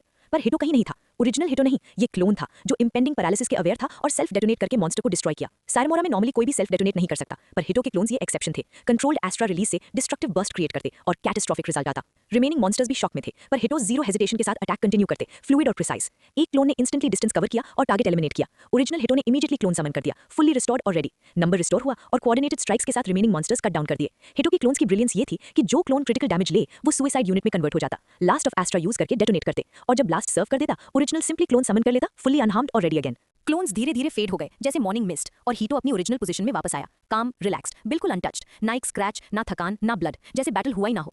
एशर उसे क्लोजली ऑब्जर्व कर रहा था, क्यूरियोसिटी और फैसिनेशन फ्लिकर कर रही थी उसकी आंखों में। क्लोन बेस्ड एबिलिटीज हमेशा इंटरेस्टिंग होती हैं, वर्सेटाइल, डेंजरस और लिमिटलेस पोटेंशियल के साथ। लेकिन हीटो के क्लोन्स ये लेवल अलग ही था, ना पावर डाइल्यूटेड, ना स्ट्रेंथ रिस्ट्रिक्टेड, परफेक्ट रेप्लिकास, और इस वजह से ये एबिलिटी टेरिफाइंग बन जाती थी। सोचो, अगर हीटो स्ट्रेटेजिक हो, एक क्लोन शैडो में जाके इन्फॉर्मेशन कलेक्ट करे और दूसरा ओपनली फील्ड में ऑपरेट करे, पूरी इंटेलिजेंस और रिसोर्सेज दोनों साइड से एक माइंड में कन्वर्ज हो जाएंगे। और डिस्ट्रक्शन, अगर हीटो और स्ट्रांग हो गया, उसके क्लोन्स अलोन सिटीज को डैमेज कर सकते, शायद एक एम्पायर को चैलेंज दे सकते। एशर कैजुअली स्मर्क करते हुए बोला, ब्रो, वॉरग्रेव छोड़ के टेररिस्ट क्यों नहीं बन जाते? सीरियसली, परफेक्ट ऑप्शन है। हीटो का लिप्स ट्विच किया, पर वो कोई रिप्लाई नहीं दिया। ये पहली बार नहीं था कोई जोक करता या हाफ सीरियस सजेशन देता। एशर फिर हंसी के साथ बोला, इमेजिन कर, नो गैंग ज्वाइनिंग रिक्वायर्ड, तुम्हारी गैंग खुद का नाम रख लेगा, दिस सुसाइड स्क्वाड, परफेक्ट नाम है। एला हंसी रोक नहीं पाई, सीरियसली क्या आइडिया है, तुम गैंग फॉर्म कर सकते हो और बेस्ट पार्ट, तुम्हें खुद शो अप करना भी नहीं, बस क्लोन भेजो और रिलैक्स करो। हीटो ने साइड में खड़े होकर आर्म्स क्रॉस्ड साइलेंस मेंटेन किया, उसका इंटरेस्ट आर्गुमेंट में जीरो था। टाइम स्लोली पास हुआ और सन होराइजन के पीछे जा रहा था। इवनिंग के शैडोज फॉरेस्ट फ्लोर पे गिर रहे थे, स्काई एम्बर और वायलेट ह्यूज में ग्लो कर रहा था, फिर भी कोई मूव नहीं कर रहा था, सब वेट कर रहे थे 10th सन का टर्न। एशर के लिए क्यूरियोसिटी और रिस्पेक्ट मिक्स हो गई थी। टॉम, एला, हीटो, इवन दे, डिस्पाइट उनके खुद के स्किल्स, ड्रॉन थे मिस्ट्री की वजह से। सबको पता था वॉरग्रेव डिसेंडेंट्स अपना ब्लड लाइन एलिमेंट अवेकन करते हैं, पर एशर ने अपना एलिमेंट अब तक रिवील नहीं किया, ना किसी कॉन्वर्सेशन में, ना कैजुअली। ऑडली इनफ किसी ने भी पूछा नहीं। हाई अबव टावरिंग ट्री के क्राउन में 3 फिगर्स क्वाइटली वॉच कर रहे थे, विरेक, एलोएन और हैरल्ड, साइलेंट सेंटिनल्स जैसे क्लियरिंग पे फोकस्ड। एलोएन मुस्कुराई और पूछा, फर्स्ट बैटल में 10th सन कैसा परफॉर्म करेगा? हैरल्ड आर्म्स फोल्ड करके सोचता हुआ बोला, 10th सन अनडिनाइबली गिफ्टेड है, ऑलमोस्ट अननेचुरल लेवल, बट ये रियल बैटल है, थ्योरी या स्पारिंग नहीं। आई एक्सपेक्ट स्पेक्टेक्युलर परफॉर्मेंस, पर थोड़ा हिकअप भी हो सकता है, ब्रिलियंस भी अनप्रेडिक्टेबिलिटी में स्टटर कर सकती है। विरेक, जिसका गेज एक बुक पे था, विदाउट लिफ्टिंग आइज बोला, अग्री, एक्सपीरियंस अब्सॉर्ब किया है, लेकिन लिविंग इट इज डिफरेंट, देखना और करना अलग चीज है। विरेक ने ट्रेनीज के फाइट्स में कभी ग्लांस नहीं किया, नॉट इवन हीटो, एला या टॉम, सब मोस्ट नोटवर्दी। पर एक चीज नोबडी न्यू, ये एशर का फर्स्ट बैटल नहीं था। मोस्ट ट्रेनीज के लिए monster subjugation equals first real beast encounter, controlled danger, survival का फर्स्ट टेस्ट, लेकिन एशर के लिए वो ऑलरेडी फेस कर चुका था मॉन्स्टर्स, फाइट किया, चैलेंज किया, सर्वाइव किया, और ये सब नोबडी को पता था, क्योंकि एशर कभी बोस्ट नहीं करता। विस्पर और एको रैंक बीस्ट्स किल किए, ब्लीड किया, but silence, no glory, no attention, rumours zero, Wargrave knights train to keep secrets, discipline ingrained, अगर किसी ने देखा भी ओथ्स के साथ सीक्रेट रखा। तो जब अदर्स क्यूरियोसिटी में वॉच कर रहे थे, expecting prodigies first battle test, Asher बस रिटर्न कर रहा था अपनी एक्सपर्टीज में। फिर ड्रेक की वॉइस लेजिली फॉरेस्ट में एको हुई, alright 10th son, it's your turn. Asher, well, ये वर्ड्स ट्रेनिंग ग्राउंड में घूम गए जैसे लाइटनिंग स्ट्राइक, सब लोग फ्रीज हो गए, ब्रेथ्स हिच्ड, कॉन्फिडेंट वाले ट्रेनीज भी थोड़े शॉक में। वेल, ये थॉट क्राउड में रिपल की तरह स्प्रेड हुआ। एको और वेल के बीच का गैप सिंपल स्टेप नहीं, ये पूरा कैज़म था, जैसे नाइट और डे का डिफरेंस, स्टोन और स्टील का कॉन्ट्रास्ट। हर मॉन्स्टर रैंक लीप मैसिव होता है, पावर, फेरोसिटी और डेंजर कंप्लीटली शिफ्ट हो जाती है। मोस्ट ट्रेनीज एक्सपेक्ट कर रहे थे कि एशर को एको रैंक्ड मॉन्स्टर के अगेंस्ट टेस्ट किया जाएगा, चैलेंजिंग बट सर्वाइव करना पॉसिबल, बट ये वेल रैंक्ड बीस्ट, क्या वो सच में इतना स्ट्रांग है? सबके दिमाग में ये क्वेश्चन घूम रहा था। एशर ने कुछ नहीं बोला, वो काम, डेलिब्रेट और प्रिसाइज स्टेप्स में आगे बढ़ा, हर stride controlled, almost unnatural stillness के साथ। एक सटल फ्लैश में वायरल एस मटेरियलाइज हुआ उसके हाथ में, silver blade softly humming. Asher के सेंसेस पीक पे थे, बॉडी रेडी, माइंड शार्प। फिर वही मैन अपीयर हुआ, और इस बार 2 मॉन्स्टर्स के साथ, ऑर्क्स। उनके skin deep mossy green, nearly 8 feet tall, muscles exaggerated, veins bulging, हर एक के हाथ में massive spiked club, pure intimidation और फोर्स के लिए। जैसे ही मैन वैनिश हुआ, हेजिटेशन भी डिसअपीयर हो गई। ऑर्क्स मूव हुए, स्पीड अब्सर्डली फास्ट, उनके साइज को बिट्रे करता हुआ, ब्लिंक में ही एक लेफ्ट में एक राइट में एशर के साइड्स पे, clubs up, ready to strike. सोचो, टाइम टू थिंक नहीं था, सिर्फ एक्ट करना था। पर एशर पहले ही मोशन में था। जैसे ही ऑक्स स्ट्राइक किए, एशर बैकवर्ड डांट हुआ, फ्लूइड मोशन में, ग्राउंड ट्रेंबल हुई जब क्लब्स इंपैक्ट में पड़े। पर एशर सिर्फ इवेड नहीं कर रहा था, वो काउंटर भी कर रहा था। वायरल एस फॉरवर्ड फ्लैश हुआ, फर्स्ट ऑक के अकीलीज टेंडन को टारगेट करते हुए, कैलकुलेटेड स्ट्राइक, ट्रिपल के लिए। ऑक रैक्ट किया, लेग मिड स्विंग लिफ्ट किया, ब्रूटल किक एशर के हेड की तरफ। एशर के ओमनी परसेप्शन में हर मसल शिफ्ट, ट्विच और सटल मोशन रजिस्टर हुआ, ट्विस्ट किया बॉडी को, सेंटर ऑफ ग्रेविटी शिफ्ट हुआ, और वायरल एस परफेक्टली एडजस्ट हुआ, फ्लैट साइड इंपैक्ट अब्सॉर्ब करने के लिए। फोर्स मैसिव था। एशर थोड़ा बैकवर्ड स्किड हुआ, बूट्स ग्राउंड में ट्रेंचेस कार्व करते हुए, अर्थ और dust flaring. Before Asher could breathe, second orc attack में था, स्पाइक्ड क्लब टेंपल के डायरेक्शन में। एशर इंस्टेंटली रिएक्ट किया, वायरल एस एयर में सिल्वर स्ट्रीक की तरह क्लीव हुआ, इनकमिंग ब्लो के against. Collision, thunderous, steel met steel, screaming sparks और शॉक वेव जो ट्रीज को ट्रेंबल करने पे मजबूर कर रही थी, और ग्राउंड में स्वीप क्रिएट हुआ। हेज और डस्ट में सिलुएट्स ब्लर हुए, brutal dance of speed and power. Collisions repeatedly earth shaking, movements इतने फास्ट कि ट्रेनीज अनट्रेन्ड आई से फॉलो करना मुश्किल था। ट्रेमर्स ग्राउंड में हर स्टेप और स्ट्राइक पे। ऑक्स का मोमेंटम अनस्टॉपेबल, ये सिर्फ ब्रूट्स नहीं थे, परफेक्ट मॉन्स्टर फॉर्म में trained predators, raw power, lightning speed और इंस्टिंक्ट फॉर कॉम्बैट, सब कुछ। और एशर, उसमें भी सब कुछ था, काम, प्रिसाइज और कैलकुलेटेड। Chapter 58. Bolt. अटैक्स हर डायरेक्शन से आशर पे बरस रहे थे, left, right, above, below. Air में हर स्ट्राइक की साउंड गूंज रही थी, इतनी इंटेंस कि सुनते ही एड्रेनलिन रश हो जाए। हर मूवमेंट पावरफुल, हर स्विंग अर्थ और ग्राउंड को शेक कर सकता था। लेकिन आशर मूव कर रहा था जैसे वाटर फ्लो कर रहा हो केओस के बीच। उसका रेपियर और हाथ एक फैंटम की तरह ब्लिंक करते हुए अटैक्स डिफ्लेक्ट कर रहे थे। रैपिड पैरीज, ब्लॉक्स और प्रिसाइज मोशंस, जैसे बॉडी का अपना एक रिदम हो जो सिर्फ आशर फील कर सकता हो। डिस्पाइट इतना हेवी बराज, आशर काम था, focused, breathing controlled, chest steady, mind clear. वो ओपनिंग्स ढूंढ रहा था, स्मॉलेस्ट गैप्स में भी स्ट्राइक रेडी। वायरलेस डार्ट कर रहा था जैसे स्नेक का फैंग, शार्प, क्विक, प्रिसाइज। पर ऑक्स भी रेडी थे, उनकी डिफेंसेस परफेक्ट टाइमिंग पे स्नैप हो रही थी, इंस्टिंक्चुअल और प्रिडिक्टिव। सॉइल उनके फीट के नीचे टेयर हो रहा था जब दोनों फोर्सेस कोलाइड कर रहे थे। स्पीड इतनी फास्ट कि आई ब्लर हो रही थी, डस्ट और ग्रिट राइज हो रहे थे, लेकिन आशर का फोकस एकदम स्टेडी। उसका गेज एक ऑर्क पे लॉक हुआ और कॉर्नर ऑफ हिज लिप्स पे एक स्मॉल स्माइल अपीयर हुआ। फिर एवरीथिंग शिफ्टेड, रिदम चेंज हुआ, defence became offence. Asher suddenly surge हुआ फॉरवर्ड, वायरलेस फ्लैश करते हुए ऑर्क के साइड पे स्पीड और प्रिसिजन के साथ। ऑर्क फॉल्टर हुआ, सरप्राइज्ड, लेकिन इंस्टिंक्ट्स होन्ड फ्रॉम एक्सपीरियंस ने उसको लाइफ में हेल्प किया। ब्लर में स्टेप बैक लिया to evade, almost. Just as blade pass करने वाली थी हार्मलेसली, आशर ने रिस्ट ट्विस्ट किया, ब्लेड मिड एयर में कर्व हुआ, अननेचुरल, सीमलेस, ऑलमोस्ट अलाइव जैसे। वायरलेस डिसेंड हुआ, परफेक्ट स्ट्राइक। स्ट्राइक इतना प्रिसाइज था कि ऑर्क स्टैगर हुआ और आशर इंस्टेंटली सेकंड ऑर्क की तरफ रिएक्ट कर रहा था। सेकंड ऑर्क स्विंग कर रहा था, स्पाइक्ड क्लब एयर में, बट आशर सेंसेस इतनी शार्प थी कि स्ट्राइक ऑलमोस्ट प्रिडिक्ट कर लिया। फिर आया moment of brilliance, lightning, purple और ब्रिलियंट एनर्जी बर्स्ट हुआ आशर के around. Crackle split the air, loud और ड्रामेटिक, जैसे हेवेंस खुद रॉर कर रहे हों। आशर एक ब्लिंक में वैनिश हो गया, जहां वो खड़ा था सिर्फ एक jagged streak of purple lightning दिखा और ग्राउंड में स्मॉल क्रैक्स बन गए शॉकवेव से। सेकंड ऑर्क स्ट्राइक सिर्फ एयर में हिट हुई और नियर बाय ट्रीज शेक हुए। Asher reappeared instantly behind first orc, rapier ready और मोशन ब्लर में। Strike precise, lethal, perfect timing. Before orc react कर पाता, वायरलेस स्ट्राइक क्लीन और फास्ट, और ऑर्क स्टैगर हुआ और कोलैप्स हो गया। Battle intense but visually safe, no gore. Second orc roar करता हुआ step forward, alert and furious, ready for counter. Bro got you, एजाई, इमोजी, कूल गाय की तशमी। ये रहा chapter 59, YouTube safe English version. Intense cinematic action, लेकिन gore और blood को सेफ बनाया और एआई फ्रेंडली नरेशन के लिए रेडी है।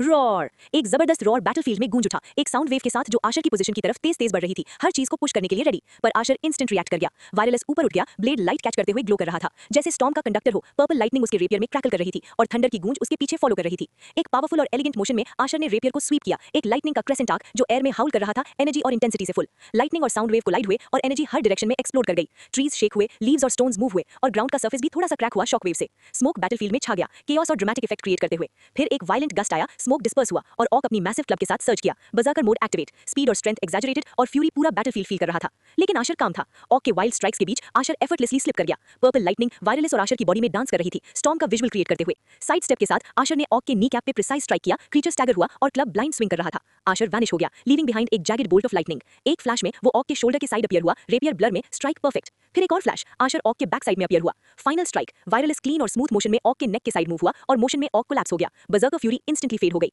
बैटल के बाद आशर काम और कंपोज्ड, द स्टॉर्म का hum around him, walking away with serene presence. Everyone stood frozen, disbelief के साथ। आशर ने दो वेल रैंक्ड मॉन्स्टर्स को इतनी ईज में हैंडल किया जैसे वो एकदम नॉर्मल ट्रेनिंग हो। He was moving graceful, measured, untouchable. Pant भी नहीं रहे, स्वेट भी नहीं, एक स्क्रैच भी नहीं। He was serine.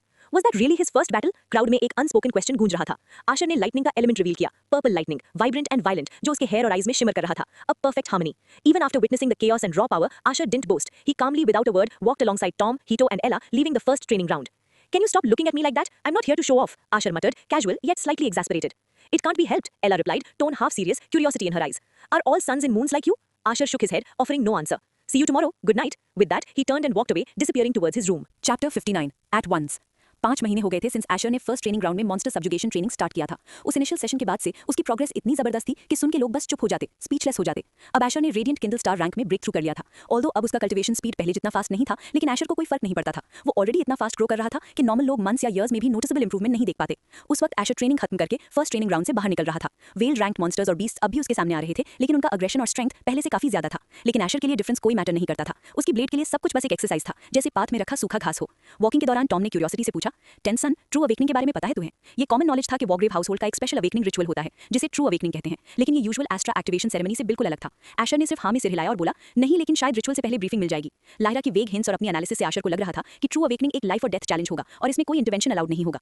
एला ने थोड़ी कंसर्न के साथ पूछा, नेक्स्ट वीक ही है ना, थोड़ा और इन्फो कलेक्ट करना चाहिए ना, स्मॉल डिटेल्स भी काम आ सकती हैं। एशर ने हल्का सा स्माइल करते हुए टीज किया, क्यों सडनली वरीड हो गई, लव हो गया क्या? एला ने स्कॉफ किया, नहीं, मैं बस क्यूरियस हूं, तुम खुद मॉन्स्टर हो फाइट में, फिर भी, और अगर किसी का दिस किसी पे गिरता है तो वो तुम हो, जिस become the Primarch already. Asher tease करते हुए बोला। वो लोग स्लोली वॉक करते हुए स्काई की तरफ देख रहे थे। सनसेट का ऑरेंज ह्यू सारी दुनिया को सॉफ्ट ट्वाइलाइट में पेंट कर रहा था।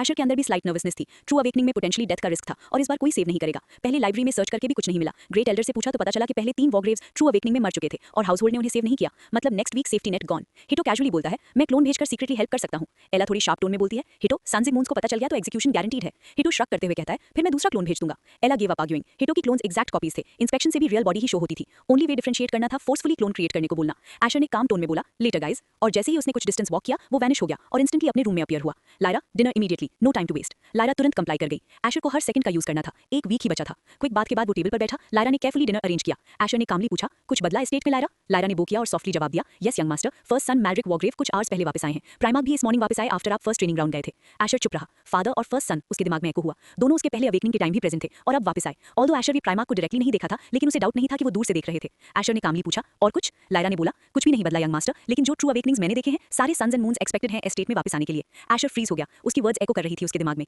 Out of all suns and moons उसने सिर्फ 2 सन्स ही मीट किए थे और ना एक भी मून। इवन एल्डर्स और ग्रेट एल्डर्स उसने सिर्फ ग्रेट एल्डर से बात की थी, लाइब्रेरियन। अब नेक्स्ट वीक उसे सारे सन्स एंड मून्स एक साथ मिलेंगे। Chapter 60 the burden. कुछ दिन बीत गए और ट्रू अवेकनिंग का दिन धीरे धीरे करीब आ रहा था। एक एक करके सन्स और मून्स वापस आने लगे। उनकी प्रेजेंस एक भारी स्टॉर्म लाइक क्लाउड की तरह एस्टेट में फैलती जा रही थी। लास्ट टाइम जब ये सब एक साथ आए थे वो एशर के पहले अवेकनिंग की टाइम था और उस वक्त वो फेल हो गया था। अब पूरा वॉरग्रेव एस्टेट एक अजीब हैवी टेंशन में था। हर मेड, बटलर और नाइट लिटरली नर्वसली चल रहे थे। शूज पे टिप टो करते हुए जा रहे थे जैसे हर कदम डेंजरस हो। सन्स और मून्स खुद कोल्ड और डिस्टेंट थे। उनके एक्सप्रेशंस आइस जैसे और उनकी प्रेजेंस से फियर और डीप हो गया। एक साइलेंट डिम चेंबर में एजरॉन बैठा था, डीप थॉट में। उसका सर हाथ के अगेंस्ट रेस्ट कर रहा था। गोल्डन आइज ब्लैंकली सीलिंग को देख रही थी। फेस एक्सप्रेशनलेस, लेकिन उसके शोल्डर्स पे एक इनविजिबल वेट था, जैसे चेन्स ने उसे बाइंड कर दिया हो। रूम के साइड में ज़ैरिक खड़ा था, एजरॉन का पर्सनल बटलर और ट्रस्टेड राइट हैंड। पॉइज्ड में, काम, साइलेंटली ऑब्जर्व कर रहा था एजरॉन को। वो मैन स्ट्रॉन्गेस्ट वॉरग्रेव जिसे माउंटेन्स टॉपल करने और लीजन्स डिस्ट्रॉय करने की कैपेसिटी थी, लेकिन अब वो सिर्फ सोच रहा था। एजरॉन के थॉट्स सिर्फ एक पे फोकस कर रहे थे, एशर, उसका 10th एयर, 10th सन। उसकी wife lily of the abyss ने एशर को अपनी लास्ट विश में उसके हाथों में दिया था। सिर्फ एक रिक्वेस्ट थी, प्रोटेक्ट हिम। और अब उसके सामने था ट्रू अवेकनिंग का डेंजर, जहां डेथ लिटरली हर कॉर्नर में वेट कर रही थी। एजरॉन कंफ्यूज था, क्या करे क्या कहे, ड्यूटी और लव के बीच फंसा हुआ। वो जानता था एशर ट्रू अवेकनिंग में मर भी सकता है और एशर पहली वॉरग्रेव नहीं होगी जो इस चैलेंज में फेल हो। लेकिन साथ ही एशर एक प्रोडिजी था, रेपियर में जीनियस, अपनी मदर से भी टैलेंटेड, रेयर ब्रिलियंस जो पहली बार देखी गई थी। एजरॉन का दिल टॉन था। अगर एशर मर गया, क्या वो इंटरवीन करे, अपनी सन को सेव करे और वाइफ की लास्ट विश को ऑनर करे, या फिर ट्रेडिशन और लेगेसी के वेट में बाइंड होकर अपनी पोजीशन एज प्राइमार्क का बर्डन कैरी करे। इनविजिबल, इनविंसिबल चेन्स, कौन सा पाथ चूज करे? उसने एक डीप साइ लिया। हार्ट बीट तेज हो गया। डेकेड्स के बाद इतनी नर्वसनेस फील हुई। एजरॉन जो माइटी था वो लॉन्ग टाइम में अपने हार्ट बीट को इतना स्ट्रॉन्ग नहीं फील कर रहा था, शायद सिर्फ जब वो डेथ फाइट कर रहा हो अगेंस्ट अ सिन। क्या करूं? एजरॉन सोचा, आईब्रोज फरोड। इवन अगर वो एशर को सेव करे, एस्टेट में कोई उसके अगेंस्ट खड़ा नहीं हो सकता। स्ट्रॉन्गेस्ट वॉरग्रेव के लिए रूल्स क्लियर थे, नो वन डेयर्ड क्वेश्चन। लेकिन सिर्फ क्योंकि वो कर सकता था इसका मतलब ये नहीं कि करना चाहिए। बीइंग प्राइमार्क का टाइटल कैजुअल नहीं था। Ancient rules, expectations and laws follow होने चाहिए। Even Azeron, top of the hierarchy, casually break नहीं कर सकता ट्रेडिशन को। माइंड स्टॉर्म की तरह स्पिन कर रहा था। Contingency plans, escape strategies. Asher अगर रियल डेंजर में गया तो कैसे एक्ट करे विदाउट ब्रेकिंग एवरीथिंग? तब रूम के साइड से ज़ैरिक ने फाइनली साइलेंस ब्रेक किया। Chapter 61 simple choice. जरूरत पड़ने पर क्या मुझे इंटरवीन करना चाहिए? एजरॉन ने पूछा। उसकी आवाज काम थी लेकिन सोच विचार से भरी हुई। एजरॉन के सवाल पर ज़ैरिक ने तुरंत रिप्लाई नहीं किया। वो सिर्फ खामोशी से खड़ा था, पेशेंटली वेट करते हुए। कुछ पलों के बाद एजरॉन ने फाइनली बोलना शुरू किया। ज़ैरिक, तुम क्या सोचते हो, मैं क्या करूं? उसकी आवाज सॉफ्ट थी लेकिन टेंशन से भरी हुई। अपने बेटे की जान बचाऊं या फिर इस क्राउन के वेट को अपने ऊपर लेट कर छोड़ दूं? एजरॉन को पता था कि वो ज़ैरिक पर ट्रस्ट कर सकता है। ज़ैरिक हमेशा उसके साथ था। उसने प्राइमार्क बनने की पूरी जर्नी देखी थी। उसने देखा था कि ये क्राउन कितना हैवी है और इसके साथ कैसे रूल्स और रिस्पॉन्सिबिलिटीज बाइंड करते हैं। क्राउन द स्ट्रॉन्गेस्ट पर हमेशा रूल्स के बाउंड। ज़ैरिक, एजरॉन ने कहा और धीरे से बोला, मुझे लगता है कि इसका आंसर किसी न किसी तरह सिंपल है। सिंपल शब्द यूज किया, लेकिन दोनों जानते थे कि ये सिंपल नहीं था। एजरॉन ने अपनी गोल्डन आंखों से ज़ैरिक को देखा। तुम्हें बस डिसाइड करना है कि तुम्हें क्या ज्यादा प्यारा है, तुम्हारे सर पर क्राउन या तुम्हारी वाइफ की डाइंग विश। ज़ैरिक के शब्द एजरॉन के लिए थंडर की तरह गए, उसके चेस्ट में एको कर रहे थे। वो फ्राउन किया। डीप डाउन उसे पता था कि ज़ैरिक सही था। यहाँ कोई मिडिल पाथ नहीं था, एक को चूज करना ही पड़ेगा। और अगर वो ऑनेस्टली चूज करे बिना फियर के, तो वो अपनी वाइफ को ऑनर करेगा हमेशा। वो प्राइमार्क बना उसके लिए पहले भी। उसने फाइट किया, ब्लीड किया और कॉन्कर किया, सिर्फ उन मोमेंट्स के लिए जब वो उनका हाथ पकड़ सके। और अगर वो थ्रोन छोड़ भी दे तो फर्स्ट सन मालरिक रेडी था, strong enough to take over. Azeron quietly retire कर सकता था और अपनी लाइफ फाइट करते हुए कंटिन्यू कर सकता था बिना क्राउन के वेट के। अब रास्ता क्लियर हो रहा था। अगर एशर रियल डेंजर फेस करना पड़ा तो एजरॉन स्टेप करेगा, स्टेप डाउन करेगा, फिर मालरिक टेक ओवर करेगा। और अगर एशर सेफ रहा, सब ठीक होगा। Better to be prepared and not needed than unprepared जब वर्स्ट हो। पर मुझे नहीं लगता कि यही ऑप्शन है एजरॉन, ज़ैरिक ने फिर से कहा, साइलेंस तोड़ते हुए। एजरॉन ब्लिंक करते हुए बोला, क्या मतलब ज़ैरिक? ज़ैरिक ने हल्का स्माइल किया। क्या तुम सच में सोचते हो कि मालरिक बस बैठकर देखेगा कि एशर ट्रू अवेकनिंग में मर गया? एजरॉन फ्रीज हो गया। उसने ये कंसिडर ही नहीं किया था। ऑफ कोर्स मालरिक एशर को मरने नहीं देगा, फर्स्ट सन अलाउ ही नहीं करेगा। एजरॉन को पता था मालरिक इंटरवीन करेगा, और अगर मालरिक इंटरवीन करे तो एज प्राइमार्क पनिशमेंट का डिसीजन सिर्फ एजरॉन के हाथ में होगा। वो लाइट पनिशमेंट असाइन कर सकता था या फिर नन एट ऑल। कैसी मैंने पहले नहीं सोचा, एजरॉन सोचा। स्लो स्माइल उसके फेस पे स्प्रेड हुआ क्लैरिटी के साथ। उसका रेसिंग हार्ट रेट अब स्लो हो गया, काम फील कर रहा था। थैंक यू, एजरॉन ने सिंसियरली कहा ज़ैरिक की तरफ देखते हुए। ज़ैरिक ने सिर्फ नॉड किया और कुछ नहीं बोला। उसके अपने बच्चे नहीं थे, लेकिन इसका मतलब ये नहीं कि वो एजरॉन के पेन को समझता नहीं। एजरॉन ने हल्का सा लीन बैक किया और क्वाइटली सोचा, you better not die Asher, पर एडमिट करो मुझे क्यूरियोसिटी है देखने की तुम क्या करोगे। कई हजार किलोमीटर दूर वॉग्रेव एस्टेट से एक और मैसिव कासल नजर आ रहा था जो अपनी जमीन पे फैले हुए लैंड के ऊपर लाइक किंग की तरह राइज कर रहा था। उसकी वॉल्स इतनी टॉल और मैजेस्टिक थी कि लग रहा था जैसे ये स्काई को चैलेंज दे रही हो। ये था silver shade ducal household estate. लगभग 6 महीने पहले सिल्वर शेड फैमिली ने बहुत बड़ा नुकसान उठाया था, पैसों का भी और रेपुटेशन का भी। सब कुछ हुआ क्योंकि उनको अपने सीक्रेट फैमिली वॉल्ट खोलना पड़ा और ड्यूक ऑफ वॉग्रेव को पे करना पड़ा। और ये सब हुआ क्योंकि ड्यूक राइडियन सिल्वर शेड ने एक बेट लगाया था, अपने आप कॉन्फिडेंट किया था कि वो जीतेंगे, पर वो बेट फेल हो गया। इस कॉस्टली मिस्टेक के बाद पूरे हाउस होल्ड का डेली रूटीन चेंज हो गया। सबसे नोटिसेबल चेंज फूड। पहले के रेयर और फैंसी मील्स अब हाफ क्वालिटी के बन गए। सर्वेंट्स के बीच में विस्पर स्टार्ट हो गई और फैमिली मेंबर्स का मूड खराब हो गया। लाइफस्टाइल एडजस्ट करना पड़ा। लग्जरी का लेवल 50% डाउन। लगभग एक इनविजिबल स्पीयर की तरह फील हुआ सबको। एक प्राइवेट चेंबर में जो एक्सट्रीमली ऑपुलेंट था, ड्यूक राइडियन कामली अपनी ग्रैंड डेस्क पे बैठकर डॉक्यूमेंट साइन कर रहे थे। पेन स्मूथली पेजेस पे ग्लाइड कर रही थी और शांति थी वहां, बिल्कुल गेम के काम बिफोर स्टॉर्म वाली वाइब जैसे। डिस्पाइट सब लॉस के राइडियन की प्रेजेंस अनशेकन थी, कंपोज्ड, अथॉरिटेटिव। रेपुटेशन और वेल्थ दोनों गए, पर उन्होंने चूज किया कि वो सोसाइटी को फेस ना करे। और वॉग्रेव्स के लिए नो हेट्रेड। वो बस बेट लगाया था, रिस्क लिया था, थोड़ा पब्लिक लॉस के लिए सोचा था वॉग्रेव्स को एम्बैरस करेंगे, और रिजल्ट खुद ह्यूमिलिएशन। पर राइडियन को फर्क नहीं पड़ा क्योंकि एंड में ये बस पैसा था और उनके पास काफी पैसा था। रायन की बात करें जो फैमिली के लिए बेट लूज कर गया, राइडियन ने उसको और भी इंटेंस ट्रेनिंग में डाल दिया। क्लियर मैसेज था कि रायन ट्रेनिंग ग्राउंड्स तब तक नहीं जाएगा जब तक उनके स्टैंडर्ड पे नहीं पहुंचता। फिर एक शार्प नॉक ने चेंबर की साइलेंस तोड़ दी। कम इन। राइडियन का वॉइस काम और कमांडिंग था। डोर स्लोली क्रीक करके ओपन हुआ और एक बटलर एंटर हुआ, ग्रेसफुल स्टेप्स और कंपोज्ड आईज के साथ। पर ग्रीटिंग देने से पहले ही राइडियन ने कट किया। What is it? Pen still documents पे ग्लाइड कर रहा था, हैंड मूव कर रही थी। The 10th sons true awakening कुछ ही दिनों में शुरू होने वाला है, बटलर ने रिस्पेक्टफुली रिप्लाई किया। ये वर्ड सुन के राइडियन का पेन फाइनली पॉज हुआ, गेज ऊपर उठाई और बटलर को फुल अटेंशन दी, जैसे फाइनली गेम का बॉस फेस स्टार्ट हो रहा हो। और मुझे इस इन्फॉर्मेशन से क्या करना है? राइडियन ने लो और इंटेंस वॉइस में पूछा। होप तुम यहाँ इंटरवीन करने के लिए नहीं आए हो? नहीं ड्यूक, मैं डेयर भी करूंगा नहीं ऐसा सजेस्ट करने के लिए, बटलर ने इमीडिएटली रिप्लाई किया और लो बाउ किया। फिर तुम यहाँ क्यों आए हो? राइडियन ने पेशेंस थोड़ा थिन करते हुए पूछा। उनको अननेसेसरी इंटरप्शंस बिल्कुल पसंद नहीं थे, स्पेशली जब काम चल रहा हो। बटलर ने अपनी पोस्चर स्ट्रेटन की और फाइनली रीजन बता दिया कि वो यहाँ क्यों आया है। The young master Ryan already move कर रहा है इंटरवीन करने के लिए। राइडियन का काम एक्सप्रेशन इंस्टेंटली शिफ्ट हुआ, एक शार्प फ्राउन बन गया। ये इडियट कितना स्टूपिड हो सकता है, उसने मटर किया। वॉइस सडनली डेंजरस लो में आ गई। क्या ये सोचता है वॉग्रेव्स का नाम बस हवा में है या उनकी रेपुटेशन कोई एम्प्टी नॉइज है? डिटेल्स की जरूरत नहीं थी, राइडियन को ऑलरेडी पता था रायन क्या प्लान कर रहा है। लाइकली ये वैसे ही जा रहा था जैसे वुल्फ को चिकन पेन में स्नीक करवाना, ट्रू अवेकनिंग के टाइम असैसिन भेजने का प्लान। टेल हिम मैंने कहा कुछ फूलिश मत करना वरना मैं खुद उसका आम काट दूंगा, और जहां भी उसने ऑर्डर प्लेस किया उस गिल्ड को कैंसिल करो, सब ट्रेसेस हटाओ। As you command patriarch, butler ने रिस्पेक्ट के साथ रिप्लाई किया और बाव करके रूम से एग्जिट कर गया। डोर क्लोज होते ही राइडियन ने एक लॉन्ग स्लो साई ली। रायन पहले भी कोई पहली बार नहीं था जो ऐसी स्टूपिड अटेम्प्ट कर रहा था, ये प्रैक्टिकली ट्रेडिशन था। Game mechanic vibe alert. During Wargraves true awakenings other noble families और कभी-कभी रॉयल फैमिली भी इंटरव्यू करने की कोशिश करती थी। असैसिन्स भेजे जाते थे, सैबोटाज प्लान होता, बस एक ही गोल, थ्रेट को ब्लूम होने से पहले एलिमिनेट करना। पर वॉग्रेव्स फूल्स नहीं थे। हर असैसिन जो उनकी लाइन क्रॉस करता हंट किया जाता, इन्फॉर्मेशन एक्सट्रैक्ट होती थ्रू ब्लड एंड एगनी, और मैसेकर फॉलो होता। चाहे असैसिन गिल्ड कितना भी बड़ा हो, वो सेम डे वाइप आउट हो जाता। और अगर ऑर्डर आया नोबल हाउस से, वो फैमिली भी ज्वाइन करती ग्रेव में। वॉग्रेव्स मर्सिलेस थे, टेरिफाइंगली सो। कभी भी उन्होंने किसी नोबल फैमिली के साथ मैरिज नहीं किया, political bonds zero, subtle favours या अलायंसेस से इम्यून, और एंड में no proof, no trace, no punishment. Raidian जानता था अगर एजरॉन वॉग्रेव को थोड़ा भी सिल्वर शेड इन्वॉल्वमेंट का हिंट मिला, उनका estate within minutes destroy हो जाएगा। Wargraves too united, too disciplined, too monstrous to cross. I wonder if the boy will survive, Raidian ने सोचा। ब्लैक आइज नैरो होकर इंटरेस्ट से स्पार्कल कर रही थी। फिर बिना एक वर्ड बोले उसका पेन फिर से मूव करना स्टार्ट कर दिया। मीनवाइल थाउजेंड्स ऑफ किलोमीटर्स दूर रॉयल पैलेस में एक और मन भी रिसीव कर चुका था एशर के इंपेंडिंग ट्रू अवेकनिंग का intel. Emperor Zolthmir Lux Venthelmer. Normally कोई भी वॉग्रेव फैमिली के बाहर इस सेरेमनी पे अटेंशन नहीं देता, private, internal, boring for outsiders. पर इस बार सबकी आइज फोकस थी। विस्पर्स ऑलरेडी स्प्रेड हो रहे थे। वुड ही सर्वाइव और would he finally fall?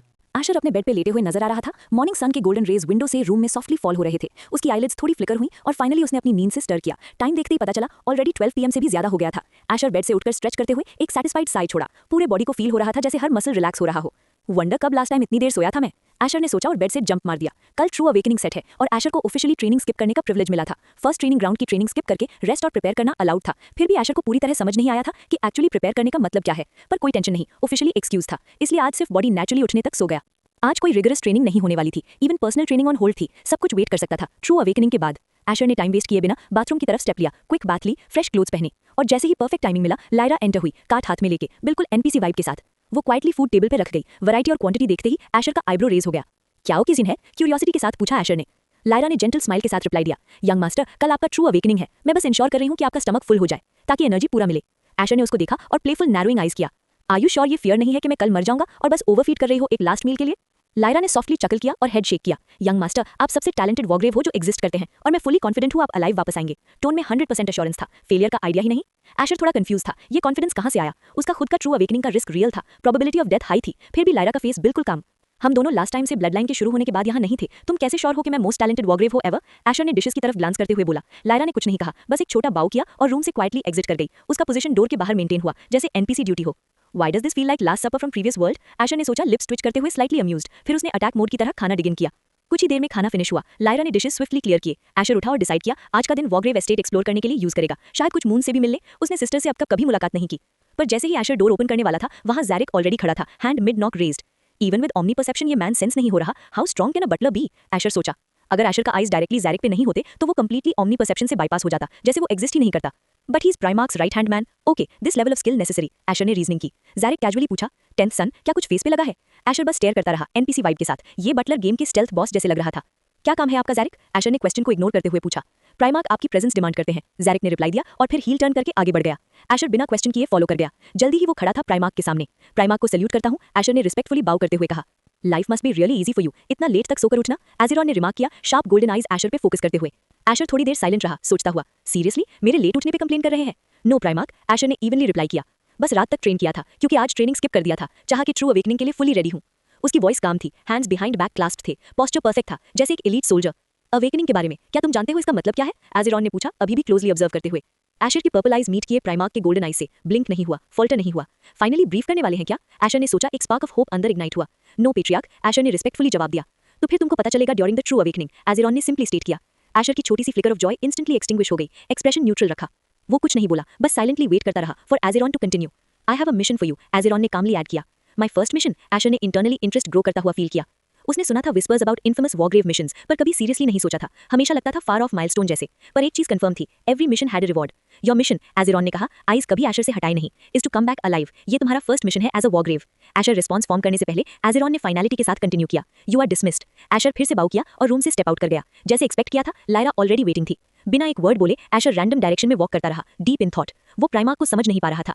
First official family mission, survival, seriously redundant. Mission या ना हो, सर्वाइवल ऑलरेडी प्लान में था। फिर भी नर्व्स के साथ एशर का ऑलमोस्ट नो डाउट था कि वो अलाइव वापस आएगा।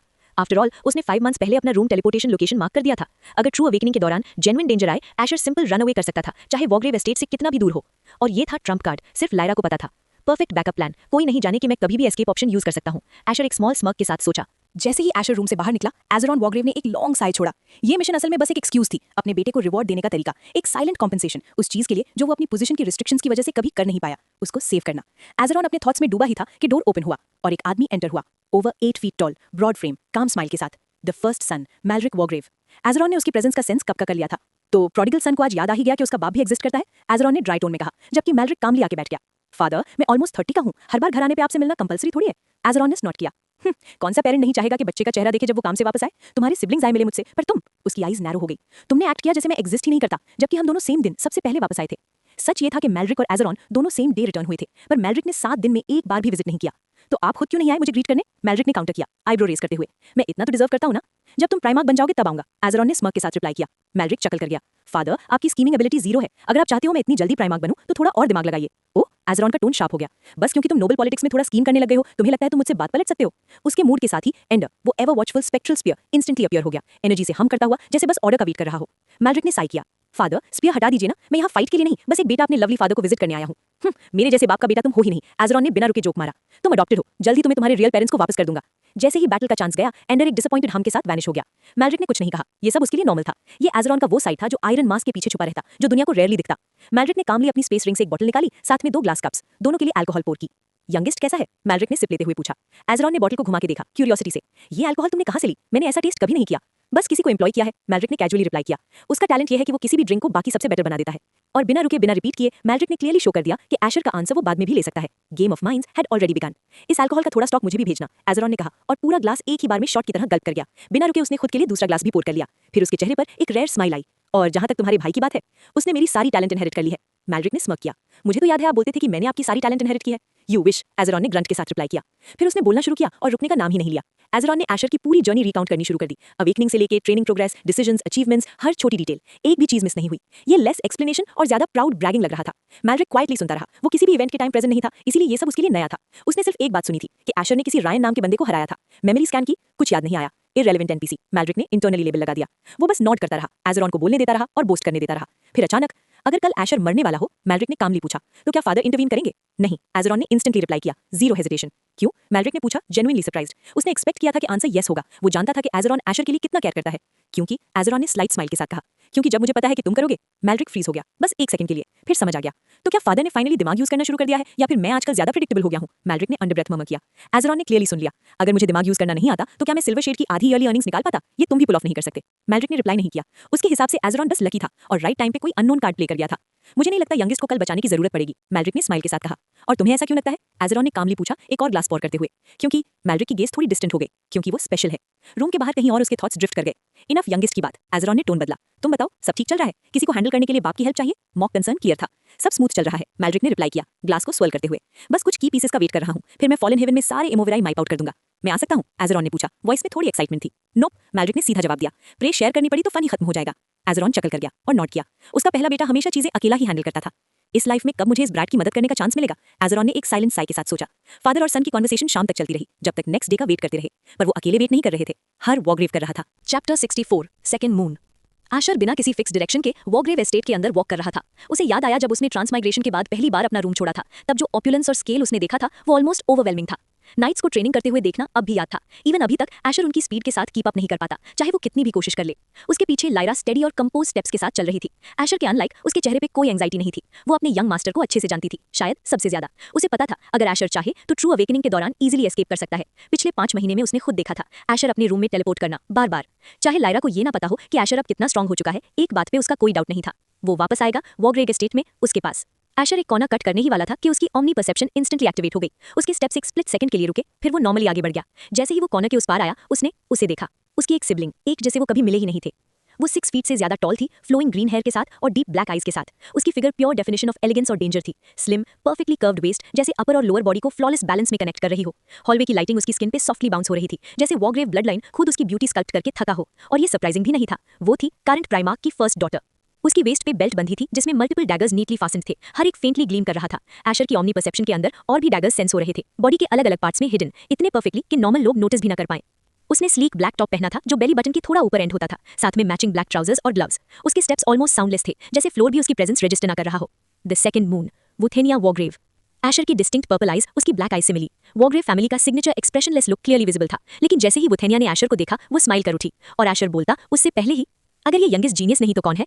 वुथेनिया ने टीजिंग टोन में कहा। गुड आफ्टरनून सिस्टर वुथेनिया, एशर ने पोलाइटली रिप्लाई दिया। उसे ऑनेस्टली नहीं पता था कि उससे कैसे बात करनी चाहिए। फेल अवेकनिंग के बाद से वो ऑलमोस्ट इनविजिबल था, इग्नोर किया गया था। सिर्फ तब बात होती थी जब सामने आ जाता। अब भी ज्यादा डिफरेंस नहीं था, बस थोड़ा। देखो तो सही, सिर्फ 6 महीने में रेडिएंट किंडल स्टार। वुथेनिया ने फिर टीज किया, इस बार टोन में जेन्युइन इंटरेस्ट भी था। लगता है यंगेस्ट सच में जीनियस है। एशर के फेस पे एक सटल सरप्राइज फ्लैश हुआ। She saw through my life rank. Asher इतना नाइव नहीं था कि सिर्फ हाइड कर लेने से कोई देख नहीं सकता, स्पेशल मेथड्स हमेशा एग्जिस्ट करते थे। ये तो वॉकग्रेव से एक्सपेक्टेड ही है सिस्टर वुथेनिया, एशर ने कामली रिप्लाई दिया। बिना नोटिस किए दोनों सेम डायरेक्शन में वॉक कर रहे थे, जबकि थोड़ी देर पहले उनकी डायरेक्शंस बिल्कुल ऑपोजिट थी। मैं इतनी मॉडेस्टी की जरूरत नहीं है, वुथेनिया ने कैजुअली कहा। फादर और बिग ब्रो दोनों मॉन्स्टर्स टैग होते हैं, पर उन्होंने भी हाफ ईयर में रेडिएंट किंडल स्टार अचीव नहीं किया था। टोन लाइट थी, पर एशर क्लियरली प्राइड सेंस कर पा रहा था। एशर को समझ नहीं आया क्या रिप्लाई करे, तो बस स्माइल कर दिया। अंदर ही अंदर वो थोड़ा कंफ्यूज था। उसे याद नहीं था कि वो कभी वुथेनिया से प्रॉपर्ली मिला हो, शायद जब वो 5 साल का था, 1-2 बार, पर रिसेंट में कभी नहीं। फिर भी वुथेनिया ऐसे बात कर रही थी जैसे वो सालों से उसे जानती हो। क्या मेरी मेमोरीज में कोई गैप है? एशर सोचने लगा। वो डायरेक्टली उसे नहीं देख रहा था, फिर भी ओमनी परसेप्शन के थ्रू उसे सब क्लियर दिख रहा था। उसकी वॉक, उसके वॉइस का रिदम, उसकी नेचुरल ग्रेस। इसीलिए लोग उसे एडमिरेशन और डिजायर दोनों के साथ देखते थे। और इसी वजह से मैल्ड्रिक ने उन सबको मार दिया था, सिर्फ एक जस्टिफिकेशन के साथ। Big bro. स्टेयर करना बंद करो ऐश, वुथेनिया ने कैजुअली कहा, नाम शॉर्टन करते हुए। She noticed? ऐसी परसेप्शन? एशर इनवर्डली इंप्रेस हो गया। मैं स्टेयर नहीं कर रहा था, एशर ने स्मूथली रिप्लाई दिया। बस ये सोच रहा था कि आप कितनी स्ट्रांग हो। बिग सिस के साथ स्पार करके देखना चाहोगे? वुथेनिया ने पूछा। टोन में क्लियर एक्साइटमेंट थी, जैसे आइडिया उसे जेन्युइनली पसंद आ गया हो। पर एशर का कोई मूड नहीं था ट्रू अवेकनिंग से एक दिन पहले रेक होने का। मे भी किसी और दिन सिस्टर वुथेनिया, एशर ने कामली रिप्लाई दिया। थोड़ी दूर पीछे लायरा वैसे ही चल रही थी, न बोलना न प्रेजेंस अनाउंस करना। वो बस बैकग्राउंड में डिसॉल्व हो जाती, फिर भी हमेशा वहां होती, अलर्ट, रेडी, अगर यंग मास्टर को जरूरत पड़े तो तुरंत एक्ट करने के लिए। कुछ ही मिनटों में वुथेनिया और एशर के रूम के बाहर पहुंच गए। डोर के पास रुककर वुथेनिया उसकी तरफ मुड़ी। डोंट डाई ऐश, कैजुअली कहा। आफ्टर ऑल ट्रू अवेकनिंग में हमने कभी अपने सिबलिंग को लूज नहीं किया। एशर रिप्लाई देता उससे पहले ही वो वैनिश हो गई। वॉकिंग का कॉन्सेप्ट ही भूल गए क्या सब? एशर ने साई के साथ सोचा। क्या लोग नॉर्मल तरह से चल नहीं सकते? मैल्ड्रिक ने भी पहली मीटिंग में बिल्कुल ऐसे ही डिसअपीयर किया था। एशर को नहीं लगता था कि वो टेलीपोर्ट यूज कर रहे थे। उसका कंक्लूजन सिंपल था, उनकी स्पीड ही इतनी absurd थी। हेड शेक करते हुए एशर ने डोर ओपन किया और अंदर स्टेप किया। ऐश, नाम बुरा नहीं है, एशर ने कैजुअली सोचा। थोड़ा रिंग है, शायद ये फैमिली उतनी बुरी भी नहीं जितना मैं सोचता था।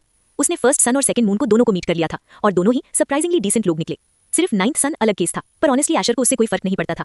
लायरा, एशर ने कॉल किया। डोर इंस्टेंटली ओपन हुआ और लायरा बिना हेजिटेशन अंदर आ गई। आज एक्जैक्टली 7 PM पे मैं सोने जाऊंगा, उससे पहले डिनर रेडी कर देना। लायरा ने बस नॉट किया और वैसे ही साइलेंटली एग्जिट कर गई जैसे आई थी। एशर का कोई प्लान नहीं था ट्रेनिंग का, पर इसका मतलब ये भी नहीं था कि वो पूरा दिन बेड पर पड़ा रहे। बॉडी को एटलीस्ट एक्टिव तो रखना था। उसने स्टार्ट किया सिटअप्स, पुशअप्स, हाई प्लैंक्स और फिर स्मूथ ट्रांजिशन के साथ कैलिस्थेनिक्स, ताकि बैलेंस और फ्लूइडिटी मेंटेन रहे। टाइम क्वाइटली पास होता रहा, शाम धीरे धीरे आ गई। स्वेट उसके बॉडी के अलग अलग पार्ट से ड्रिप हो रही थी, मसल्स अलाइव फील हो रहे थे, लिम्बर, रिस्पॉन्सिव, रेडी। ये ट्रेनिंग नहीं थी, बस प्रिपरेशन, मेंटेनेंस। क्विक बात के बाद एशर ने नाइट क्लोथ्स पहने और लायरा का लाया हुआ खाना कामली खा लिया। एग्जैक्टली 7 PM पे वो ऑलरेडी बेड में था, सीलिंग को स्टेयर करते हुए। कल सब शुरू होगा, एशर ने सोचा। फिर उसने आंखें बंद कर ली और उसी के साथ ड्रीम वर्ल्ड ने उसे पूरी तरह कंज्यूम कर लिया। एशर गहरी नींद में था जब ठंडी हवा का एक झोंका उसकी स्किन को छू गया। एक हल्की सी शिवर उसके बॉडी से पास हुई। वो थोड़ा सा हिला, हाथ डूबे की तरफ गए उसे और टाइट पुल करने के लिए, लेकिन मूवमेंट के बीच ही वो फ्रीज हो गया। अगले ही सेकंड वो सीधा खड़ा हो गया। आंखें एक झटके में खुल गई और उसके सेंसेस फ्लेयर हो गए, जैसे किसी ने स्विच ऑन कर दिया हो। उसके सराउंडिंग्स धीरे धीरे विजन में ब्लीड होने लगे, फिर क्लियर हुए। ऊपर मून हाई स्काई में लटक रहा था, अपनी सिल्वर लाइट नीचे जमीन पर फैलाता हुआ। नीचे trees, grass, endless greenery, kilometres तक फैला हुआ जंगल जो एक क्रीपिंग डार्कनेस में ढका हुआ था। सिर्फ मूनलाइट की हल्की सी रोशनी ही उस अंधेरे को थोड़ा सा कट कर पा रही थी। एयर में सॉफ्ट व्हाइट फॉग लटकी हुई थी, ट्रीज के बीच साइलेंटली ड्रिफ्ट करती, जमीन के पास स्लो मोशन में बहते हुए। कभी कभी नाइट विंड की सांस उस फॉग को हिला देती और वो और भी ईयरी लगने लगता। मैं यहाँ कैसे? एशर के थॉट्स स्पिन कर गए। वो एग्जैक्टली 7 PM को सोया था और अब वो एक अननोन फॉरेस्ट के बीच खड़ा था। न मेमोरी नहीं, न मूव होने की, न टेलीपोर्ट, न डिस्प्लेसमेंट, बस ब्लैंक। फिर एक थॉट क्लियर हो गया। True awakening. गेस करने की जरूरत ही नहीं थी। वॉरग्रेव एस्टेट में कोई असैसिन घुस ही नहीं सकता, नॉट जब पूरी फैमिली प्रेजेंट हो। और मान लो कोई ओवरपावर्ड असैसिन समहाउ घुस भी जाता तो वो एशर को उठाकर जंगल में नहीं लाता, वो बेड पर ही मार देता। ज़ैरिक या कोई और? एशर ने आंखें नैरो कर ली। ज़ैरिक इकलौते था जो उसकी ओमनी परसेप्शन को बाईपास कर सकता था, वो एबिलिटी जो नींद में भी एक्टिव रहती थी। पर इसका मतलब ये नहीं कि सिर्फ ज़ैरिक ही केपेबल था, हो सकता है और भी लोग हो, बस उन्होंने कभी बॉदर ही ना किया हो। सिस्टम टाइम क्या है? एशर ने साइलेंटली पूछा। Ding, the system is not a map and therefore cannot determine your location. The system is already doing more than enough functioning as your personal alarm and clock. Asher ने message पढ़ा और बिल्कुल surprise नहीं हुआ। Waking से लेकर अब तक 1 मिनट भी नहीं बीता था, पर उसका दिमाग ऑलरेडी फुल स्पीड पे चल रहा था। एशर के हाथ इंस्टिंक्टिवली अपनी बॉडी पर घूमने लगे। आर्मर नहीं, वेपन नहीं, कुछ भी अनयूजुअल नहीं। फिर उसकी फिंगर्स पॉकेट से टच हुई। पार्चमेंट उसने तुरंत निकाला, अनफोल्ड किया और मैसेज पढ़ा। एक लाइन थी, सर्वाइव अंटिल सनराइज और return on your own before then if you can. No guidance, no help, बस एक चैलेंज जो टेस्ट के नाम पे छिपा हुआ था। सनराइज जो नॉर्मली 6:30 AM के आसपास होता था, वही अब एशर का साइलेंट डेडलाइन बन चुका था। सिस्टम 6:30 AM का अलार्म सेट करो। एशर ने दिमाग में कमांड दिया। Ding, affirmative host, alarm set. Time waste करने का सवाल ही नहीं था। अगला ही सेकंड एशर गायब। उसका बॉडी एक ब्लर बन गया, जैसे वो नियरेस्ट ट्री की तरफ शूट हुआ। उसके पैर ट्री ट्रंक पर ग्लाइड करते हुए ऊपर चढ़े और वो डेंस कैनोपी के अंदर डिसअपियर हो गया। ब्रांचेस और लीव्स के बीच उसने अपना स्पॉट लॉक कर लिया। परफेक्ट वैंटेज पॉइंट, ऑब्जर्वेशन के लिए, प्रिपरेशन के लिए। यहाँ की ट्रीज काफी ऊंचे थे, कम से कम 4 मीटर टॉल, जैसे स्काई को ग्रीडीली छूने की कोशिश कर रहे हो। जब एशर ने पार्चमेंट पर सिर्फ एक वर्ड पढ़ा था, सर्वाइव, तभी उसे समझ आ गया था कुछ गलत है। वो एक्सप्लेन नहीं कर सकता था, पर फील कर सकता था कुछ आ रहा है। लीव्स के बीच छुपकर एशर ने अपने आप को कंप्लीटली स्टिल कर लिया। Breathing slow, heart beat steady. उसकी प्रेजेंस धीरे धीरे नाइट में डिसॉल्व हो गई, लेकिन उसका हर मसल कॉइल्ड था, रेडी। वो ट्री में बैठा एक इंसान नहीं था, वो एक फैंटम था। तब उसकी ओमनी परसेप्शन के एज पर कुछ एंटर हुआ। एशर ने 1 सेकंड भी वेस्ट नहीं किया। सोचने का टाइम नहीं था, सिर्फ एक्शन। विरालिस उसके हाथ में फ्लैश हुई, साइलेंट, लीथल। उसी इंस्टेंट एशर घूमा, एक स्मूथ फ्लूइड स्ट्राइक, स्लैश। एक मैसिव 3 मीटर लॉन्ग सर्पेंट का सर हवा में अलग हो गया। ग्रीन ब्लड की आर्क ब्रांचेस के बीच स्प्लैटर हुई और क्रीचर लाइफलेस होते हुए नीचे गिर गया। एशर रुका नहीं, वो एक ट्री से दूसरे ट्री पर लीप करता गया। ब्रांचेस, शैडोज, मूनलाइट सब उसके साथ फ्लो कर रहे थे, बॉर्न ऑफ द फॉरेस्ट जैसे। काफी डिस्टेंस बनाने के बाद ही वो रुका, फिर से एक हाई पर्च लिया, लीव्स और साइलेंस के बीच छुप गया। और फिर अभी स्टिलनेस। उसे पता था ब्लड की स्मेल और मॉन्स्टर्स को अट्रैक्ट करेगी, पर वो फाइट करने नहीं आया था। उसका गोल सिंपल था, सर्वाइव टिल सनराइज। हाँ, वो चाहता तो टेलीपोर्ट करके अपने रूम में वापस जा सकता था, ट्रायल एंड, सेफ्टी अचीव्ड, पर उसने नहीं किया। कुछ और था जो उसे रोक रहा था, ट्रू अवेकनिंग को खुद देखने की चाहत। विरालिस साइलेंटली उसके पीछे हॉवर कर रही थी। एशर क्राउच में आया और उसकी प्रेजेंस ट्री की बार्क और शैडोज में घुल गई, जैसे वो जंगल का ही एक हिस्सा हो। तब हुश, एक लॉन्ग स्लेंडर प्रोजेक्टाइल हवा को काटते हुए आया, सीधा उसकी पोजीशन की तरफ। आई बीन मेड, एशर ने सोचा। उसने फ्लिंच नहीं किया। उसका रेपियर फ्लैश हुआ और एरो डिफ्लेक्ट हो गया, पर बूम, हवा फट गई, एरो एक्सप्लोड हो गया। वो ट्री जिसमें एशर छुपा था ऑब्लिटरेट हो गया, बार्क स्प्लिंटर्स बनकर उड़ गए, लीव्स मिड एयर में जल गए। ब्लास्ट फोर्स ने सब कुछ उल्टा कर दिया। एशर का बॉडी फॉरेस्ट के बीच काइट की तरह थ्रो हो गया। वो एक दूसरे ट्री से जा टकराया, बोन रैटलिंग इंपैक्ट, फिर नीचे गिर गया सेवरल मीटर्स। लेकिन एक स्पेक्ट्रल कैट की तरह एशर ने मिड फॉल ट्विस्ट किया और परफेक्ट लैंडिंग की। रुका नहीं, वो आगे पुश किया, सेंसेस फुली फ्लेड। आंखें स्मोक और फायर के बीच स्कैन कर रही थी। शूटर कहाँ है? बर्न स्मेल हवा में थी, उसके बॉडी से स्मोक के विस्प्स उठ रहे थे। ब्लड धीरे धीरे बह रहा था, छोटे छोटे वुंड से ब्लैक क्लोथ्स जले हुए, फेस और बाल स्कॉच्ड, ब्लैकेंड, टॉन। एक ही स्ट्राइक में एशर वॉरग्रेव, जिसे लोग मॉन्स्टर कहते थे, वुंडेड हो चुका था और रात अभी खत्म नहीं हुई थी। Chapter 66 Assassin's. एशर को पहले ही समझ आ चुका था कि ट्रू अवेकनिंग सिर्फ भागने का टेस्ट नहीं था। अगर वो पूरे 6 घंटे सिर्फ रिट्रीट करता रहा तो वो हमेशा डिफेंसिव रहेगा, और डिफेंस में रहना इस जंगल में स्लो डेथ जैसा था। इसलिए जैसे ही उसके पांव जमीन को छुए, वो आगे बढ़ गया। हवा को काटते हुए एशर सीधा उस डायरेक्शन में शूट हुआ जहां से एरो आया था। उसका बॉडी एक ब्लर था, मोमेंटम परफेक्टली कंट्रोल्ड। स्मोक और एक्सप्लोजन के बाकी बचे फ्लेम्स हवा में घूम रहे थे। एशर की आंखें नैरो हो गईं, ओमनी परसेप्शन फुल्ली एक्टिव। पूरा फॉरेस्ट उसके लिए दिन की रोशनी जैसा क्लियर था, हर मूवमेंट, हर डिस्टोर्शन सब विजिबल। और ओमनी परसेप्शन के बाहर भी उसकी विजन शैडोज के साथ नेचुरली एडजस्ट हो रही थी। पेन उसके बॉडी में एक्सप्लोड हो रहा था, वुंड से नर्व स्क्रीम कर रही थी, पर एशर का दिमाग सिर्फ एक चीज पर फोकस था, किल। तब 2 प्रेजेंसेस, एक फिगर लाइट अजाइल ट्रीज के बीच वॉल्ट करता हुआ, दूसरा लो स्टैंस डैगर्स रेडी सीधा एशर की तरफ रश करता हुआ। असैसिन्स, एशर ने ठंडे दिमाग से कंक्लूड किया। डैगर असैसिन ने स्ट्राइक की, ब्लेड सीधा एशर की आंखों की तरफ, पर एशर बस साइड स्टेप करता है, एफर्टलेस, क्लीन। उसने काउंटर नहीं किया, इंस्टेड वो सीधा आर्चर की तरफ डैश कर गया। डैगर असैसिन के फेस पर एक ब्रीफ फ्लैश आया, गलत डिसीजन, समझने का मौका भी नहीं मिला। सिल्वर लाइट फ्लैश हुई। विरलास जैसे खुद जिंदा हो असैसिन के पास से गुजरी और वो वहीं कोलैप्स हो गया। तब विश एक और एरो हवा को काटते हुए आया। इस बार एशर ने डिफ्लेक्ट नहीं किया, ही डॉज्ड और उसी स्प्लिट सेकंड में instinctive adaptation activated. Purple lightning उसके बॉडी पर क्रैकल कर गई। इलेक्ट्रिक आर्क स्किन पर डांस करने लगे। एक ब्लिंक में एशर वैनिश। इलेक्ट्रिक फ्लैश के साथ जैसे ही उसके सेंसेस ने एरो के डेटोनेशन को फील किया, बूम, एक्सप्लोजन फॉरेस्ट को हिला देता है। पर एशर वहां नहीं था। वो रीअपियर होता है डायरेक्टली आर्चर के सामने। उसका फिस्ट आगे शूट करता है स्नाइपर राउंड जैसी फोर्स के साथ। Impact. Archer completely off guard. Speed का डिफरेंस ब्रूटल था। हिट के मोमेंटम का यूज करके आर्चर ट्विस्ट करता है, डिस्टेंस क्रिएट करता है और ऑलरेडी नेक्स्ट एरो के लिए बोस्ट्रिंग पुल कर रहा होता है। एक्सपीरियंस था, ये उसकी पहली मिशन नहीं थी, पर एशर ने डेंजर समझ लिया था। ये एरोस कमांड पर एक्सप्लोड करते थे। वो फिर से मूव करता है, साइलेंट, अनरियल। एक ब्लिंक, विरलास उसके हाथ में अपीयर होती है जैसे हमेशा वही थी। आर्म ब्लर होती है, एक क्लीन मोशन। आर्चर फ्रीज हो जाता है, बैलेंस टूट जाता है और वो नीचे गिर जाता है। फॉरेस्ट फिर से शांत होने लगता है। एशर का हेड तुरंत साइड की तरफ स्नैप होता है। मूवमेंट, नॉइज, ब्लड की स्मेल, मॉन्स्टर्स जो कब से वेट कर रहे थे अब क्लोज आ रहे थे। एशर ने टाइम वेस्ट नहीं किया। विरलास रिएक्टेड, क्रिम्सन पैक्ट एक्टिवेटेड। गिरे हुए असैसिन्स की बॉडी से ब्लड राइज करने लगा, वेव्स की तरह, जैसे किसी इनविजिबल फोर्स ने पुल किया हो। क्रिम्सन स्ट्रीम्स हवा में स्पाइरल करती हुई ब्लेड के अंदर अब्सॉर्ब हो गई। ब्लेड पल्स हुई, स्ट्रॉन्गर, हंग्रियर, और जंगल अब एशर के एक्जिस्टेंस को एक्नॉलेज कर चुका था। ट्रू अवेकनिंग अब ऑफिशियली स्टार्ट हो चुकी थी। ऑनेस। कुछ ही पलों में एशर के जख्म खुद ब खुद भरने लगे। जली हुई स्किन धीरे धीरे फ्रेश फ्लैश में कन्वर्ट होने लगी। क्रैक्स सील हो गए, स्कॉच मार्क्स फेड हो गए और जो बाल जल चुके थे वो भी रीजनरेट होने लगे। जो पेन अभी कुछ सेकंड्स पहले उसके नर्व्स को चीर रहा था वो पहले डल हुआ और फिर पूरी तरह गायब। एशर ने गहरी सांस ली, पर तब उसके अंदर कुछ मूव हुआ। एक हल्की सी डिस्कम्फर्ट, एक अनईजी रिपल जो सीधा उसकी कॉन्शियसनेस से गुजरी। ये उसका पहला किल था। हाँ, वो असैसिन्स थे, हाँ वो उसकी जान लेने आए थे, फिर भी किसी की जिंदगी खत्म करने का वेट बिल्कुल हल्का नहीं था। एक फ्रैक्शन ऑफ सेकंड के लिए वो फीलिंग ऊपर आने वाली थी, गिल्ट या डाउट, पर एशर ने उसे क्रश कर दिया, बिल्कुल वैसे ही जैसे वो बैटलफील्ड पर किसी अननेसेसरी थॉट को करता। इस दुनिया में, क्रिमोरा में और खासकर ट्रू अवेकनिंग के दौरान हेजिटेशन का मतलब होता है डेथ। उसके जख्म पूरी तरह हील हो चुके थे। एशर ने मूव करने के लिए बॉडी कॉइल की। वो इनकमिंग मॉन्स्टर से लड़ने का प्लान नहीं बना रहा था, अभी नहीं। एनर्जी प्रेशियस थी, हर सेकंड हर ड्रॉप ऑफ एस्ट्रा काउंट करता था और उसके पास सिर्फ 6 घंटे थे। वो लॉन्च करने ही वाला था तब स्क्रा एक पियर्सिंग स्क्रीच ने ऊपर से हवा चीर दी। एशर का सर तुरंत ऊपर स्नैप हुआ। एक मॉन्स्ट्रस आउल नाइट स्काई से एक लिविंग मिसाइल की तरह डाइव कर रहा था। फास्ट, एशर ने इंस्टेंटली जज किया, पर वो फास्टर था। एक सिंगल बीस्ट पर टाइम वेस्ट करने का कोई रीजन नहीं था। विरलास पर लाइटनिंग क्रैकल करने लगी, ब्लेड हम कर उठी। फॉरेस्ट के अंदर हल्की सी थंडर रोल हुई जैसे नेचर खुद रिएक्ट कर रहा हो। एशर ने ब्लेड उठाई एक स्मूथ प्रिसाइज मोशन में और श्रैक। पर्पल लाइटनिंग का एक क्रेसेंट आर्क ऊपर की तरफ एक्सप्लोड हुआ। आउल ने मिड एयर डॉज करने की कोशिश की, विंग्स फ्लैप हुए, ट्रैजेक्टरी चेंज हुई, पर लेट। लाइटनिंग स्लैश ने उसे क्लीनली कट कर दिया। दो परफेक्ट हाफ्स बिल्कुल सिमेट्रिकल अलग डायरेक्शंस में गिरते हुए। क्रीचर का बॉडी फॉरेस्ट फ्लोर पर क्रैश हो गया। एशर ने पीछे मुड़कर भी नहीं देखा, एक सेकंड भी वेस्ट नहीं किया। वो कैनोपी के थ्रू मूव करता रहा, ब्रांच से ब्रांच, शैडो से शैडो। नीचे स्नेक्स हिस करने लगे, डिस्टर्ब्ड, पर उनका अग्रेशन ज्यादा देर नहीं चला। एशर ने हाथ भी नहीं उठाया, विरलास ने खुद काम कर दिया। ब्लेड ने इंस्टिंक्टिवली लैश आउट किया और सेपियंस हवा में ही न्यूट्रलाइज हो गए। एशर साइलेंटली एक थिक ब्रांच पर लैंड किया, शैडो में क्राउच करता हुआ। नया वेंटेज पॉइंट। उसकी ब्रीदिंग धीरे धीरे स्टेबल हुई, हार्ट रेट कंट्रोल में आया और तब उसका दिमाग काम करने लगा। क्या ये असैसिन्स फैमिली ने भेजे थे? एशर बेवकूफ नहीं था, उसका माइंड रेजर शार्प था। सिर्फ कुछ क्लूज के बेस पर ही वो लार्जर पिक्चर असेंबल कर सकता था। क्या यही है ट्रू अवेकनिंग? वॉरग्रेव्स अपने सन्स और मून्स पर असैसिन्स छोड़ देते हैं, ब्लडशेड, अट्रिशन, प्रेशर, ताकि सिर्फ स्ट्रॉन्गेस्ट ही सर्वाइव करे। उसकी आंखें थोड़ी नैरो हो गईं, और जो सर्वाइव करता है वो नॉर्मल नहीं रहता। एक और थॉट, और असैसिन्स रुकेंगे नहीं। उनका गोल सिंपल है, डॉन से पहले मिशन कंप्लीट करना। एशर का कंक्लूजन कोल्ड और क्रिस्टल क्लियर था। अगर ऐसा है तो कोई देख रहा है, शायद एक नहीं, शायद सब, पूरा वॉरग्रेव फैमिली। इसीलिए ही सब वापस आए थे ट्रू अवेकनिंग के लिए। ये सिर्फ सेरेमनी नहीं थी, ये इवैल्यूएशन थी। एशर ने अपना हेड सटली टर्न किया, फॉरेस्ट के शैडो स्कैन करते हुए, जैसे किसी इनविजिबल कैमरा को ढूंढ रहा हो। इस एरा का सीसीटीवी। पर कुछ सेकंड्स बाद वो रुक गया। उसे ढूंढने से सर्वाइवल के चांसेस बेटर नहीं होने वाले थे, उल्टा नेक्स्ट असैसिन को लोकेशन मिल सकती थी। एशर ने अपना फोकस शिफ्ट किया, स्टैमिना रिकवरी, एस्ट्रा रीजनरेशन। वो अभी डिप्लीटेड नहीं था, पर पीक कंडीशन मेंटेन करना ये डिफरेंस बनाता है जिंदा रहने और मरने के बीच। वो बिल्कुल स्टिल बैठा रहा, पर उसकी अवेयरनेस कभी डल नहीं हुई। हर रसल, हर डिस्टेंट साउंड, हर अननेचुरल साइलेंस सब रजिस्टर हो रहा था। रेस्ट अलाउड थी, वल्नरेबिलिटी कभी नहीं। और जंगल उसे टेस्ट करने के लिए बिल्कुल तैयार था। ऑनेस। Chapter 67 futile. कुछ ही सेकंड्स के अंदर एस्ट्रा एशर की तरफ सर्च करने लगा। रेडिएंट एनर्जी उसकी एस्ट्रा वेन्स में फ्लो हुई, बिल्कुल एक रिवर की तरह। एशर को पूरा यकीन था असैसिन्स उस एस्ट्रा के थ्रू उसे ट्रैक नहीं कर सकते। आखिर इस जंगल में सिर्फ वो ही नहीं था जो एस्ट्रा अब्सॉर्ब कर रहा था।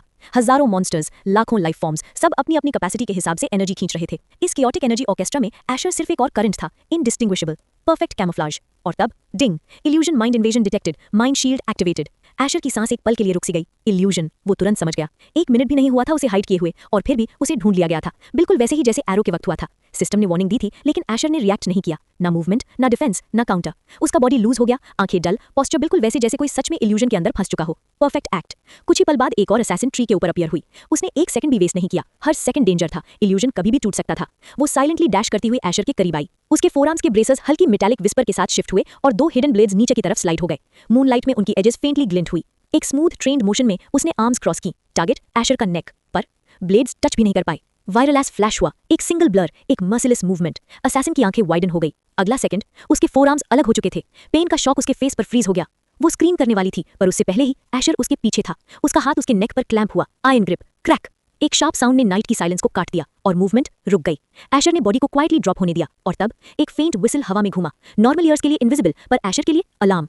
ऑमनी परसेप्शन के अंदर उसे दिखा सेनबॉर्न नीडल्स, पतले, प्रिसाइज, और उनके टिप्स पर dark green shimmer, poison. No guesswork needed. Wireless बिना कमांड के मूव हुआ। सिल्वर स्ट्रीक बनकर ब्लेड कैनोपी में डांस करने लगा। डिंग डिंग डिंग डिंग।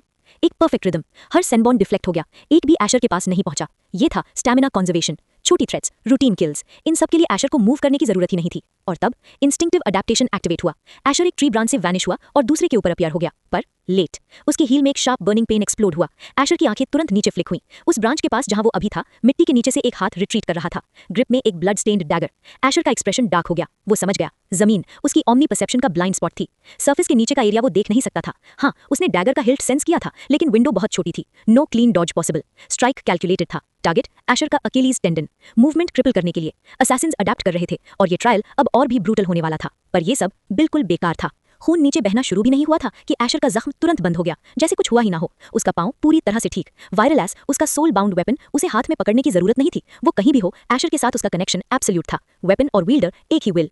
एशर एक स्मूथ मोशन में ट्री से नीचे उतरा और जैसे ही उसके पैर जमीन को टच हुए, उसने महसूस किया हीट। जो हवा अभी ठंडी और एयरी थी, एक पल में ब्लिस्टरिंग बन गई और फिर बूम। आग की एक रोरिंग वेव उसकी तरफ बढ़ी, जो भी रास्ते में था उसे एनगल्फ कर रही थी। एशर ने ब्लिंक भी नहीं किया। वो पीछे नहीं हटा, वो आगे बढ़ा। पर्पल लाइटनिंग उसके बॉडी के अराउंड क्रैकल करने लगी, जैसे एक वायलेंट स्टॉर्म उसे लपेट रहा हो। और बिना रुके, बिना सोचे, एशर सीधा इन्फर्नो के अंदर घुस गया। आग उसे टच कर रही थी, पर महसूस कुछ भी नहीं हो रहा था। लाइटनिंग ने फ्लेम्स को रिपेल कर दिया और एशर ने आग के समंदर को चीर दिया। दूसरी साइड से वो निकल आया, स्टीम और रेजिडुअल स्पार्क्स के साथ। उसकी आंखें तुरंत लॉक हुईं। सामने खड़ा असैसिन फ्रीज हो चुका था। उसके चेहरे पर सिर्फ एक एक्सप्रेशन था, शॉक। उसने ये एक्सपेक्ट नहीं किया था, पर एशर रिएक्शन देखने नहीं आया था। लाइटनिंग उसके आर्म पर डांस कर रही थी जब वो एक हार्ट बीट में डिस्टेंस क्लोज कर गया। अगला मोमेंट, एक हेवी इंपैक्ट। असैसिन का बॉडी झटके से हिल गया।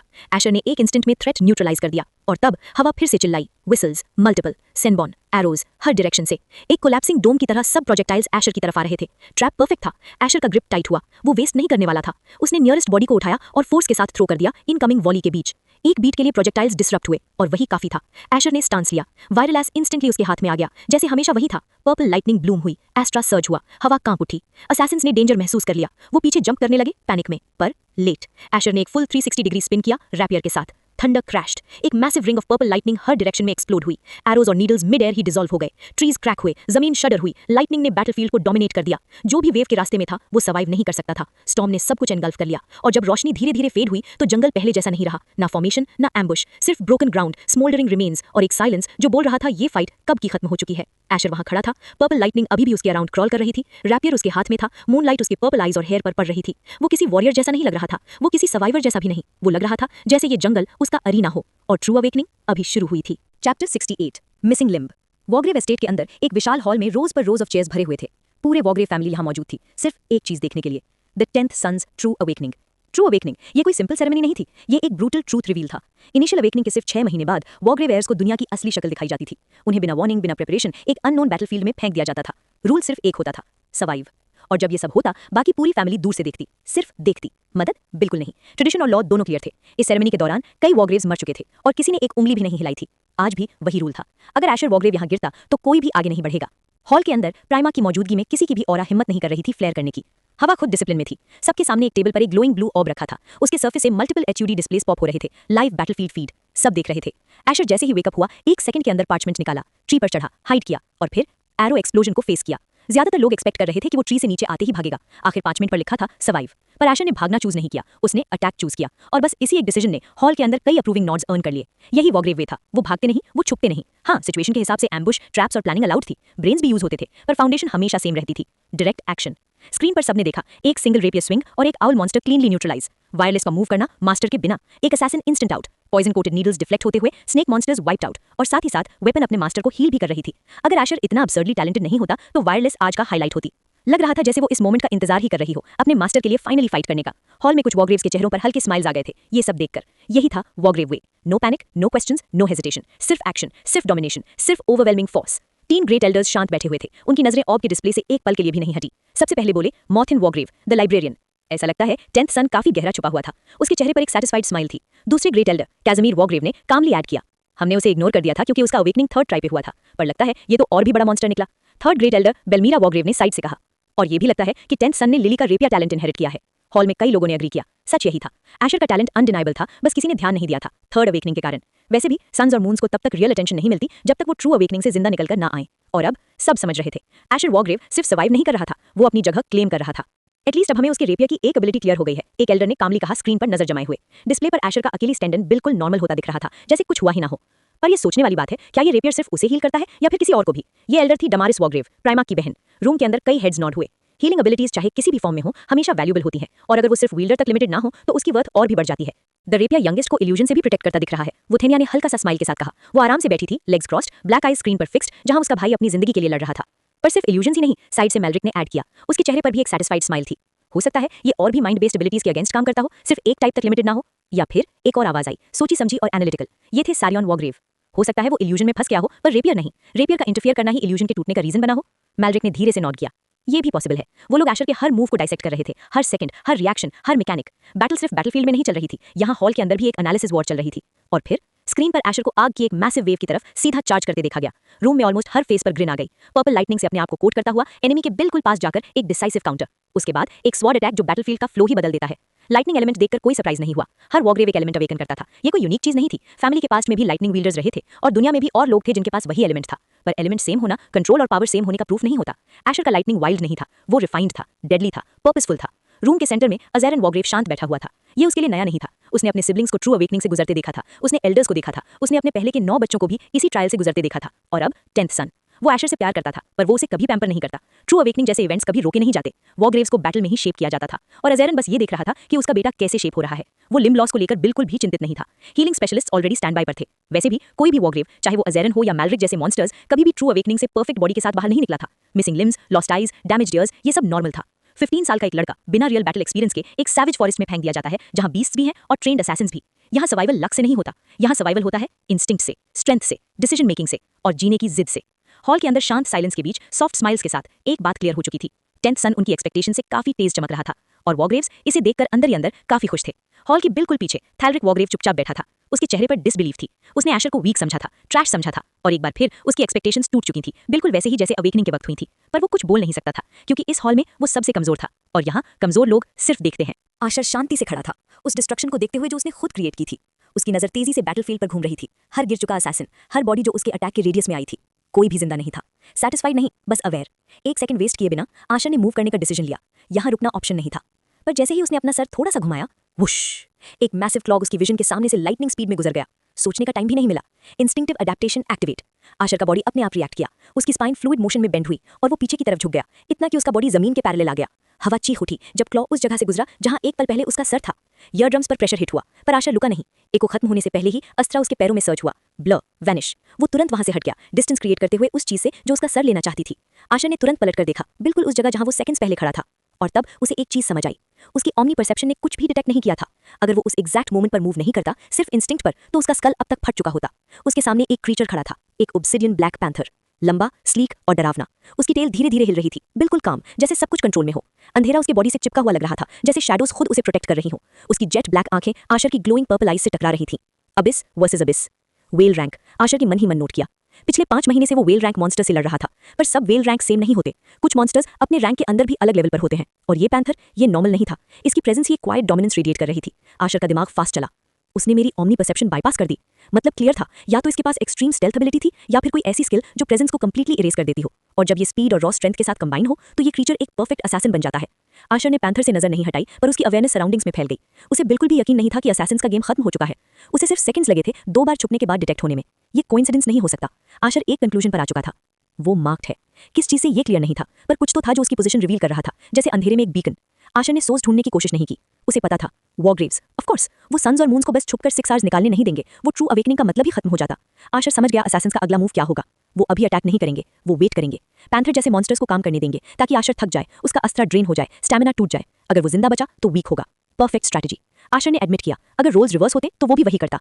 तभी ब्लैक पैंथर ने और वेट नहीं किया, उसने सीधा लंच किया। उसका बॉडी ब्लर हो गया, टेल अंधेरे की रिबन की तरह घूमती हुई उसकी एजिलिटी और स्पीड को एम्पलीफाई करती हुई। उसके क्लॉज प्योर ब्लैक शाइन कर रहे थे, जैसे वॉइड से बने हो। टारगेट क्लियर था, आशर की आंखें। इस बार ऑमनी परसेप्शन ने कैच कर लिया। आशर एक्सप्लोड की तरह मूव किया, अस्त्र पैरों के नीचे फटा और वो आगे शूट हो गया जैसे एक unleashed bolt. Muscles tight, instincts sharp, उसके हाथ में विरलेस शिमर हो थी, जैसे वो भी इस मोमेंट का वेट कर रही हो। बूम! रैपियर और क्लॉ टकरा गए, स्पार्क्स एक्सप्लोड हुए, ब्राइट और वायलेंट, पर अगले ही पल वो रोशनी भी अंधेरे में निगल ली गई, जैसे फॉरेस्ट का अबिस खुद खुल गया हो लाइट को खाने के लिए। और वहीं से बैटल का नेक्स्ट फेज शुरू हुआ।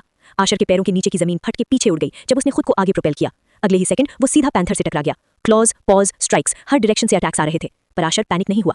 हर हिट का जवाब काम प्रिसीजन के साथ दिया गया, जैसे कंट्रोल्ड कियोस हो और उस कियोस के सेंटर में एक बिल्कुल शांत किलर खड़ा हो। उसके मूवमेंट स्मूथ थे, मेजर थे, बिल्कुल कैलकुलेटेड। लेकिन आशर जानता था ये फाइट लंबी नहीं चल सकती।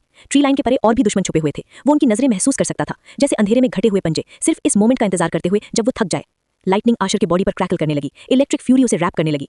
उसने डिसाइसिव स्ट्राइक के लिए लंच किया, पर ब्लैक पैंथर की टेल एक बार और घूमी, उसका फीलाइन बॉडी बिल्कुल इम्पॉसिबल एंगल पर ट्विस्ट हुआ और वो आशर की रीच से एक ब्लिंक में बाहर निकल गया। शैडो में वैनिश, डिस्टेंस रीसेट। पर आशर तैयारी के साथ आया था। विरिलिस उसके हाथ में शिमर हुई, उसकी ब्लेड पर रेडिएंट पर्पल ग्लो उभर आया। लाइटनिंग आर्क्स उस पर डांस करने लगे और फिर बिल्कुल स्मूथ मोशन में, जैसे रियलिटी में विस्पर किया हो, आशर ने थ्रस्ट किया। बूम! एक डेफनिंग थंडरक्लैप ने हवा को चीर दिया।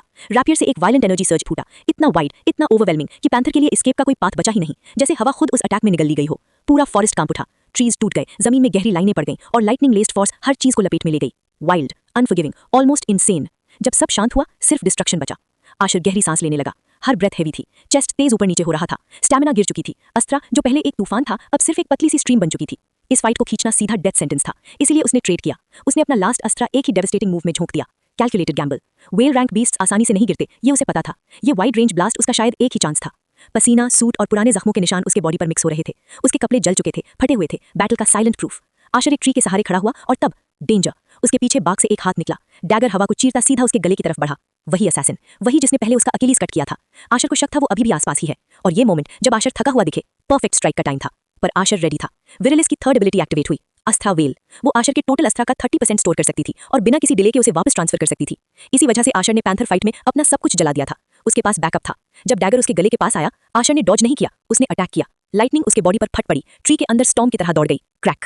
पूरा ट्रंक ब्लास्ट हो गया, लकड़ी के टुकड़े हवा में बिखर गए। और सिर्फ लकड़ी नहीं जली, असैसिन का स्क्रीम एक सेकंड भी पूरा नहीं हुआ। हवा में एक बर्न स्मेल फैल गई और एक हैवी थड के साथ एक बॉडी जमीन पर गिर गई। खामोशी। आशर ने सांस छोड़ी। लाइटनिंग धीरे धीरे उसके कंट्रोल में फेड हो गई। ट्री के सहारे खड़ा होना कभी वीकनेस नहीं था, वो एक ट्रैप था, एक कैलकुलेटेड बेट जो असैसिन को सिर्फ एक ही अटैक रूट दे, ट्री के थ्रू। और जब उसने वही किया, वो सीधा आशर के प्लान में चलकर आ गया। Perfect execution, flawless finish. और रात अभी खत्म नहीं हुई थी। एशर बिल्कुल स्टिल खड़ा था। उसकी सांस धीरे धीरे नॉर्मल हो रही थी, पर उसका फोकस एक पल के लिए भी लूज नहीं हुआ। उसे पता था वो ट्रैक्ड है। फॉरेस्ट के अंदर कितने असैसिन्स छुपे हुए हैं, ये एग्जैक्ट नंबर उसे नहीं पता था, पर इतना श्योर था कि भागना अब पॉइंटलेस होता। जब हर मूवमेंट ऑलरेडी मॉनिटर हो रही हो, तो एस्केप एक इल्यूजन बन जाता है। इसलिए एशर ने डिसाइड किया, पहले कन्फ्रंट, फिर एस्केप प्लान। वो एक जगह रुककर घिरा जाने का रिस्क बिल्कुल नहीं ले सकता था। विरालिस हवा से एस्ट्रा खींच रही थी, स्लोली बट स्टेडीली, अपने रिजर्व्स को रीफिल करते हुए, रेडी जब भी एशर को जरूरत पड़े। एशर का खुद का एस्ट्रा भी पैसिवली रिकवर हो रहा था। उसने सीख लिया था कि लोटस पोजीशन के बिना भी एस्ट्रा अब्सॉर्ब किया जा सकता है, लेकिन सिर्फ नॉर्मल एक्शंस के दौरान। वॉकिंग, बैठना, खाना, लाइट मूवमेंट। लाइफ और डेथ कॉम्बैट के बीच बिल्कुल नहीं। इसीलिए ये छोटा सा पॉज उसके लिए प्राइसलेस था। और तब clap clap clap clap clap clap clap sound forest में एको हुआ। एशर की नजर उस डायरेक्शन में गई। अंधेरे से 5 फिगर्स बाहर आए। हर एक के चेहरे पर अलग अलग मास्क था, आइडेंटिटी कंप्लीटली हिडन। जो क्लैप कर रहा था वो आगे बढ़ा, उसकी आंखों में अम्यूजमेंट भी था और क्यूरियोसिटी भी। सच मानू, उसने कहा, वॉरग्रेव ब्लडलाइन लॉजिक से परे है, थर्ड अवेकनिंग की मीडियोक्रिटी भी इसे रोक नहीं पाई। एशर ने जवाब नहीं दिया। वो साइलेंस को वेस्ट नहीं करता था, हर सेकंड उसके बॉडी को थोड़ा और रिकवर होने का चांस दे रहा था। असैसिन बोलता रहा, टोन मॉकिंग थी पर अप्रिसिएशन भी छुपी हुई थी। रूमर सुने थे ड्यूक राइडियन सिल्वरशेड के बेटे को हराया, पर फिर भी मैंने मीडियोक्रिटी एक्सपेक्ट की थी। लेकिन यहाँ तुम हो। उसने हल्का सा हाथ फैलाया। ट्रेन्ड असैसिन्स को जैसे एनपीसी मॉब्स हो, इंप्रेसिव। वो एक और स्टेप आगे बढ़ा। अब उसकी आवाज में कॉन्फिडेंस नहीं, एरोगेंस थी। मैंने ये कॉन्ट्रैक्ट प्रेस्टीज के लिए लिया, एक वॉरग्रेव को मारना, रेपुटेशन बूस्ट गारंटीड। और तुम? उसने एशर को ऊपर से नीचे देखा। पैंथर पर सारा एस्ट्रा खर्च कर दिया और जो थोड़ा बचा था वो लास्ट असैसिन पे। उसने अपनी ब्लेड निकाली, डार्कनेस में उसकी एज हल्की सी चमकी। तो 10th सन, एशर वॉरग्रेव, सनराइज से पहले अपना सर दे दो। आफ्टर ऑल, ये जगह तुम्हारी कब्र बनने वाली है। असैसिन को बिल्कुल आइडिया नहीं था कि एशर ने ऑलरेडी 30% एस्ट्रा वापस ले लिया था। बिना किसी स्पेशल परसेप्शन एबिलिटी के ये देखना इंपॉसिबल होता है कि किसी के एस्ट्रा रेंज में कितनी एनर्जी बह रही है। एशर वैसे ही खड़ा रहा, नजरें सीधी, posture relaxed, mind razor sharp. ये असैसिन्स ट्रेडिशनल नहीं थे, साइलेंट घोस्ट्स नहीं, ये लोग ओवर कॉन्फिडेंट थे। एशर ने अंदर ही अंदर सिस्टम को कॉल किया। सिस्टम, कितना टाइम हो चुका है? डिंग, 1 hour and 30 minutes। एशर की आंखों में एक हल्की सी चमक आई। अभी रात बाकी थी और ये लोग सिर्फ अगला बैच थे। 5 more hours। एशर ने साइलेंटली कैलकुलेट किया। उसका चेहरा बिल्कुल अनरीडेबल था, ना फियर ना हेजिटेशन। अगले ही पल 4 असैसिन्स एक साथ आगे बढ़े, वेपन्स निकले हुए, मूवमेंट शार्प और लीथल, जैसे ट्रेन्ड एनपीसी एलीट्स एक ही कमांड पे एक्टिवेट हो गए हों। एशर ने तुरंत रिएक्ट किया। उसका बॉडी ब्लर हो गया और वो पीछे की तरफ शूट कर गया। सेकंड्स के फ्रैक्शन में काफी डिस्टेंस कवर कर लिया, पर प्रॉब्लम ये थी वो मैच कर रहे थे। हर स्टेप पर, हर डैश में असैसिन्स उसके साथ पेस बना रहे थे, जैसे उसकी स्पीड उनके लिए कोई सरप्राइज ही नहीं थी। तब ऑमनी परसेप्शन में एक अजीब सी मूवमेंट रजिस्टर हुई। हवा के थ्रू एक सर्पेंटाइन शेप लपकी सीधा उसकी नेक की तरफ। विप एशर ने इंस्टेंटली पहचान ली। उसने बिना सोचे विरालिस ऊपर उठाई, पर विप जिंदा सा लग रहा था। वो रेपियर के अराउंड लपटा, टाइट हुआ और अगले सेकंड यैंक विरालिस उसके हाथ से खींच ली गई। एशर ने ब्लिंक तक नहीं किया क्योंकि उसके पास टाइम ही नहीं था। ऊपर से एक हैवी एक्स गिर रहा था सीधा उसके हेड की डायरेक्शन में। रिट्रीट ही एक ऑप्शन था। अगले ही पल एक्स ग्राउंड में स्लैम हुई और जमीन फट गई, लंबी सी जैगेड लाइन छोड़ते हुए। एशर संभल भी नहीं पाया था कि साइड से एक डैगर आया। इस बार वो रुका नहीं, उसका हाथ स्नैप हुआ और असैसिन का रिस्ट मिड स्ट्राइक पकड़ लिया। दूसरा हाथ लाइटनिंग जैसे ऊपर गया, चिन की तरफ एक क्लीन काउंटर, पर असैसिन स्मूथ थी। उसने हेड टिल्ट किया और स्ट्राइक मिस हो गई। अगले मोमेंट दूसरे हाथ में एक और डैगर फ्लैश हुआ सीधा एशर के कोर की तरफ। एशर ने ग्रिप छोड़ी और ट्विस्ट करके पीछे हटा, पर असैसिन ऑलरेडी उसे रीड कर चुकी थी। डिस्टेंस एक ब्लिंक में क्लोज हुआ। ट्विन डैगर्स सीधा उसके फेस की तरफ। सिल्वर फ्लैश, विरालिस वापस उसके हाथ में आ गई।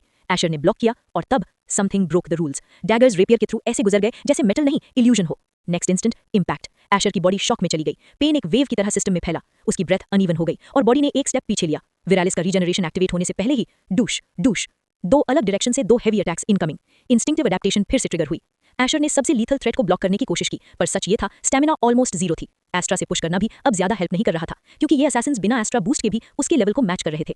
हैमर विरालिस से टकराया, बूम, एयर बर्स्ट हुई, शॉकवेव फॉरेस्ट में फैल गई। एशर का बॉडी कंट्रोल से बाहर हो गया। इनर्शिया ने उसे साइड में थ्रो कर दिया और उसे संभलने का मौका भी नहीं मिला। विप ने फॉलो अप मारा सीधा उसकी ऑलरेडी हिट बॉडी पर। इम्पैक्ट ने उसे हवा में उछाल दिया। वो ट्रीज से टकराता हुआ एक जगह से दूसरी जगह रिकोशे करता गया और आखिरकार जमीन पर क्रैश हुआ। सॉइल स्क्रैप हुई, एक डीप मार्क छोड़ते हुए, जब तक वो रुका नहीं। फॉरेस्ट फिर से साइलेंट हो गया और एशर ग्राउंड पर था, पर फाइट अभी खत्म नहीं हुई थी।